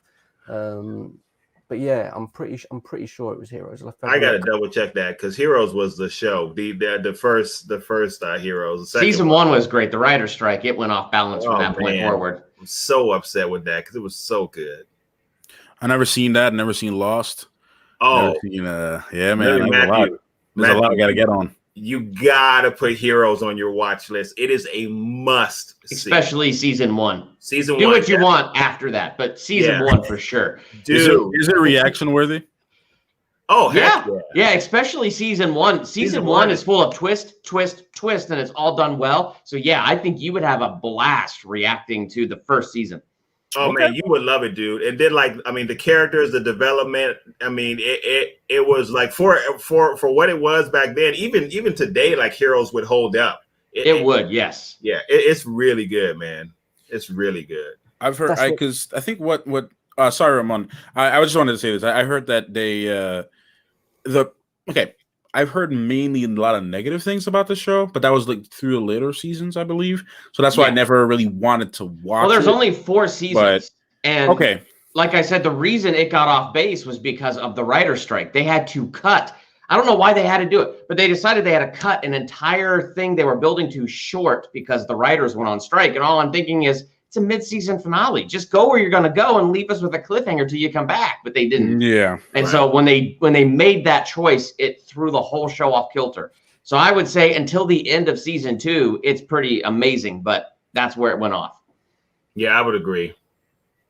I mean, that's really the first time that I ran into like Zachary Quinto. That's my first real introduction into him. He is amazing in the first season, especially. Played Siler, man, amazing. Scary. Oh my gosh, he's scary so good. Character. Ooh. I've just figured it out. I've just looking him up. No, it wasn't Heroes. There's a show around the same time. It was called The 4400. Oh, a similar sort of thing. But he played one of the dads of one of the kids in it. That's where I remember him from. But yeah, he's such a fantastic actor. Yeah. I seen this comment about Moon Knight, Shang-Chi, and matter of fact, I was actually supposed to ask you guys this question earlier. You guys saw the trailer for Shang-Chi, right? Yes. Yeah, the latest one. Yes. Okay. I'm gonna save Al for last. Okay. On this one, but between Ramon and Durbin, who wants to give their opinion about the trailer? I think this last trailer was better than the first trailer. The first trailer didn't quite hook me the way a Marvel movie normally did, but it is Marvel. They've earned the right to take my money. The second trailer I thought was a lot better. So I am a lot more interested in this movie. Okay. Ramon? Majorly excited about it out of all of the movies that are coming out because I'm massively into like martial arts movies and stuff like that. Recently, I know this is off subject, sorry, go and watch Kenshin. If no one's watched the Kenshin movies. Yeah, I saw the thing on Netflix for it. Yeah, and I just watched number 4 the other day, but yeah, brilliant. But I saw that whole season. It was awesome on Netflix. Yeah. Very good. Yeah, and yeah, because I love martial arts. I know the trailer with like, is it Abominations in it and all these other, but yeah, I mean, I haven't paid much mind in thinking too much about it, but I am excited for Shang-Chi because again, just because I love martial arts, I just hope that they do it right. Okay, so the reason I save Al for last, Al, you know why? As a fellow martial artist, what is your expectations for Shang-Chi? You want to see some good kung fu, don't you? Yeah. Well, you already know that. So I mean, I just need really good fight choreography, and I need long shots. And when I say that, I don't mean long shots in terms of distance. The word escapes me, but wide shots, right. I don't want a whole bunch of cut scenes and things like that. So that's what I need. So we need some folks in there that can really pull off the martial arts. And to me, it should be a form of Chinese martial arts. One, because of the origin, and two, I just think on screen, and I know like if there's some other folks out there, and I am biased, because that was my first form of martial arts, was a Chinese form. But I think that when you're looking at martial arts on the screen, just in terms of function and the way it looks, nothing looks as good as Chinese martial arts on screen when you're thinking about Ip Man or you're thinking about those types of things. So that's what I hope we get. Donnie Yen coming to John Wick. Yes. Oh my gosh. Donnie Yen was one of the best things of Rogue One too, by the way. Yes, with that staff. Yeah. Oh man. Yeah. I would say my first was the Japanese form. So I'm more familiar with the Japanese forms and functions of martial arts, and I am a Chinese. I did some research on it, but I'm not the best or know too much about it. So, but I do know what you're talking about in the fluidity and the motions and even the postures and the stances are so unique in the way that they do them, especially when you watch like some really good kung fu movies. Right. I'm not talking about those rip-off Hollywood ones. I'm talking about those really good, kung fu films. Yeah. That's what I want to see with Shang-Chi. That's what I want to see. I want to see that. I want to see, like you said, I don't want to see no cutscenes, and I'm okay with the CGI monsters. I'm cool with that. But when we get to the end with let me see, Mandarin versus Shang-Chi. Yes. Sorry. Mandarin and Shang-Chi, when they're going together, that is when I want to see the most attention to detail on that fight. I need to see them going in. I need to see proper kicks. I need to see dust coming out of their clothes when they kick each other in the shin. I need to see all of that. Yeah, I Honestly, mean, I see. So my thing is, Matthew, like, I don't want it to look like Western boxing with a few kicks thrown in. Like, I want to see however, whatever style they use, but I want to see unique blocks. I want to see all that kind of stuff. Like, when you think, like, if you look at some of the fight choreography from Ip Man, and you see those real intricate hand techniques, and how, like, one Those will are kick and he'll impressive, block it with the so that's what I want to see. So Yes, it's a lot of it too, and I could be wrong. I think I saw some Tai Chi being done in that trailer there. I could be I tripping. can't remember. I would be surprised though. I saw some of the forms that they were doing in there, so it'd be really interesting. I just hope we get what Iron Fist could have been. Yes. Yes. Well, that shot in the trailer where they're underwater and you see that dragon for a second, my first thought was, oh, poor Iron Fist. He got so gypped. I think that's the Guardian. The Guardian thing. I forgot what it was. I think from the comic books, I know it's a Guardian. I think it was Fing Fang Foom. I think so. Oh, that's what. I guess that's who I'm talking about. But I don't know who Fing Fang Foom is. But I just saw that shot, and my first thought was, poor Iron Fist. Like, I mean, his whole thing was what? He took the heart of that dragon or something, and he gets the Iron Fist, or he fights that. So it's like, fights a dragon. Yeah. How gypped are we that we didn't get to see that? Now that we're seeing this in Shang-Chi. like we've been saying. I'll be a little disappointed because you have the Great Protector. There you go. Thanks for correcting me, Jaden. That's it. They call it the Great Protector. I was seeing that. But what I want to see with this movie, man, like, this is a Chinese film. It's not a Chinese film, but it's a movie about a Chinese character. With a Chinese lead. Simu Liu is great. Seen him in Kim's Convenience comedy show, Canadian comedy show. It's the best. I love it. But as an actor, he's great. I want to see them as the representation done right, including the martial arts. That is the thing that, especially what you said, Al, is a great point. No matter what form they use, whatever style they use, it needs to be represented right. That's what I hope. I hope it's not like Mulan, the live action remake, where some of those fights were okay, right? But like it was a little lacking, especially from a movie like that. I expected more from it choreography wise. Yeah. So I'm looking forward to it. The whole Abomination thing in the trailer, that's kind of cool, and him fighting Wong. Yeah. That was a nice twist to it. I finally see what's going to happen with Abomination. When I saw that part in the trailer, that was one of the things that piqued my interest. Is like, was that Abomination? And I watched it again. I was like, oh my gosh, it is. So curious to finally see where that's going to go. Abomination would beat Hulk now. When does that drop anyway? I think it's later this year. Okay. It's not a summer movie though, is it? Not to my knowledge. I don't. Around September. Isn't that sad? COVID has messed us all up. We don't even know when these movies come out anymore. I think Black Widow's like 2 weeks. I think. Actually, no. It is technically summer. It's September 3rd, 2021. Okay. Yeah. So it's late summer. Yeah. And then Eternals is November, and then we have, Spider-Man in December for the holiday season. Could be wrong. Yeah, but no, COVID messed up the whole thing, man. Yeah.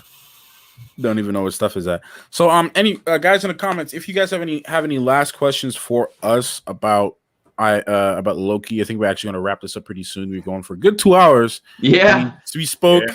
I got one. I forgot to mention it. Go ahead. Right. So Loki, right? So when they go to Lamentus 1, they're escaping. They're running along. They first enter that village. This is a question for you guys because you might just cut me down and say I'm wrong. To my knowledge, Sylvia's already been there before, right? Yes. Yes. So if she's been there before, when they get to they're running along, and Loki says, everyone's gone, where have they all gone? And he starts speaking to her, and 2 or 3 times during this scene, she's like, oh, I don't know where everyone is. And she acts like she doesn't know what's going on. And I'm sitting there thinking, I'm confused because haven't you been here and done this before? So I don't understand. Do you see what I'm saying? She's in this town. She's going with everyone. She goes, oh, I don't know where everyone's gone. I'm like, well, you would know where everyone's gone. You've already been here. Let me ask you the question. Was she there? I remember her saying this was one of. I thought she had been. That's what I'm saying. I thought. Well, she might not have been in the town because, like, she said, she just kind of hides here as one of the apocalypses. She said it was like hiding one of anywhere the worst on that ones. moon. Yeah, she said it was one of the worst apocalypses to choose. Yeah, you don't stay there long. Like that's what she said. So yeah, so maybe she's just familiar enough, but hasn't spent time there. Yeah, I mean, she did have some familiarity because she did say that like she headed towards the town, so she knew that she knew where some stuff was in that place.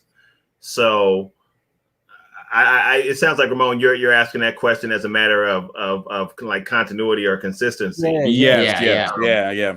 So I don't know, but it could have been that she didn't know about that particular place. So yeah, because like you said, it could have been any part of the moon too. Right. Yeah. So let me see. We have a comment here. If Marvel, let me see. I got to put it up on the screen. There we go. If Marvel keeps Loki simple, what do you think is the most likely outcome of the story? I don't think they're going to keep it simple, but no, I don't think so either. I mean, already with this multiverse and the whole timeline being bombed, we've already opened a door of madness to all of this crazy complexity. It's not going to be simple. Yeah, I don't think it's meant to be either. I think Loki is meant to be complex and really allow Marvel to unfold in some very intricate ways, and that's why I think you're going to have more. That's why you have more than one season of it. So, I wonder what's going to happen to the TVA at the end of all of this. Like, is the TVA still going to be that big of a powerful force, or will it be destroyed? Like completely destroyed, and all the multiverse, all the streams of the multiverse are left to just wander and become its own thing. That's what I'm wondering. Yeah, I'm wondering that too. I think in some way, shape, form, or fashion, when Kang comes on the scene, the TVA, as we've seen it so far in Loki, probably will be gone, and he will be the one to reckon with as we deal with all these different timelines outside of whatever they might do in the Doctor Strange 2 movie. So, but I think Kang is always going to bring that threat of what could happen with multiple timelines of time travel or whatever. So, also, too, if we looked at every organization that's been introduced to us in the Marvel Cinematic Universe, they've all been there, they've all been strong, and they've all been taken down. If you look at S.H.I.E.L.D., S.H.I.E.L.D. was the biggest and the strongest one, and on a grounded situation, the S.H.I.E.L.D. knew everything. You thought that there was nothing they didn't know. S.H.I.E.L.D. was everywhere. They knew which person came down, that was that. And then we found out that there was a lot of leaks in S.H.I.E.L.D., and S.H.I.E.L.D. ended up getting destroyed. Right. And then now we had S.W.O.R.D. Now we thought, okay, S.W.O.R.D. is a bigger version of S.H.I.E.L.D. They know everything. S.W.O.R.D. seemingly, I wouldn't say destroyed, but it doesn't seem to be as, in control as it once was, especially with the director being taken down. And now we have the TVA, another organization that exists outside of space and time. Perhaps they might meet the same fate in some way. So we'll have to see if that happens. And when he said once Kang shows up, it's a wrap. So something's going to happen. Yeah. But it's actually, I do have a response to this one, and you guys can pitch in. Do y'all think Mobius flips against the Timekeepers after finding out he's a variant? I think that Mobius, that the Timekeepers and the TVA have a reset button for these variants. That once they start to figure out something about themselves, reset. Yeah, I think that's what we're going to find out. Yeah, that's what I think. But what do you got? But I think that's why Mobius will flip, because I think he will find out about this. I think he will find out how many times his variants have been reset, and he'll be like, "No, I want my jet ski." In other words, that's the picture of his freedom, though, right? The jet ski is the picture of his freedom and what he's going for. So he's gonna want that, and I think it's gonna. Didn't he have like a whole jet ski catalog too? Yes, he did. Yeah. And then Loki tried to hit the clock cartoon with it. Yeah. I think it depends on what they do with his character. And I could be wrong about this. So someone in the comments or the community, you can cross-check me and let me know if I'm wrong. But I think that depending on how they deal with the TVA and how they deal with Kang, I think at one point, Kang comes in contact with Mobius and recruits him to work for him against the TVA. I think that's how. That would be fascinating. I could be wrong about that, but I guess it will really depend on how they build out the story in the Disney version of it. So. Jet ski justice. I love it. Hey, it was Mephisto, and then it's Agatha all along. Now we got to get jet ski justice trending.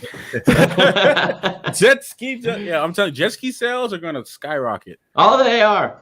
They probably already are, and everything is like, sure, I want to go on a jet ski too. That's Well, actually it's kind of like Rick and too. Morty when they brought up the Szechuan sauce in season 3 of Rick and Morty, and then that trended all over the place. Have the Szechuan sauce come back to McDonald's. Yep, jet ski. I'm telling you, jet ski. Look, I'm looking for some jet ski stocks right now. Sure, let's see what's going on. Invest early, people. I don't know if we have any other comments here before I wrap it up.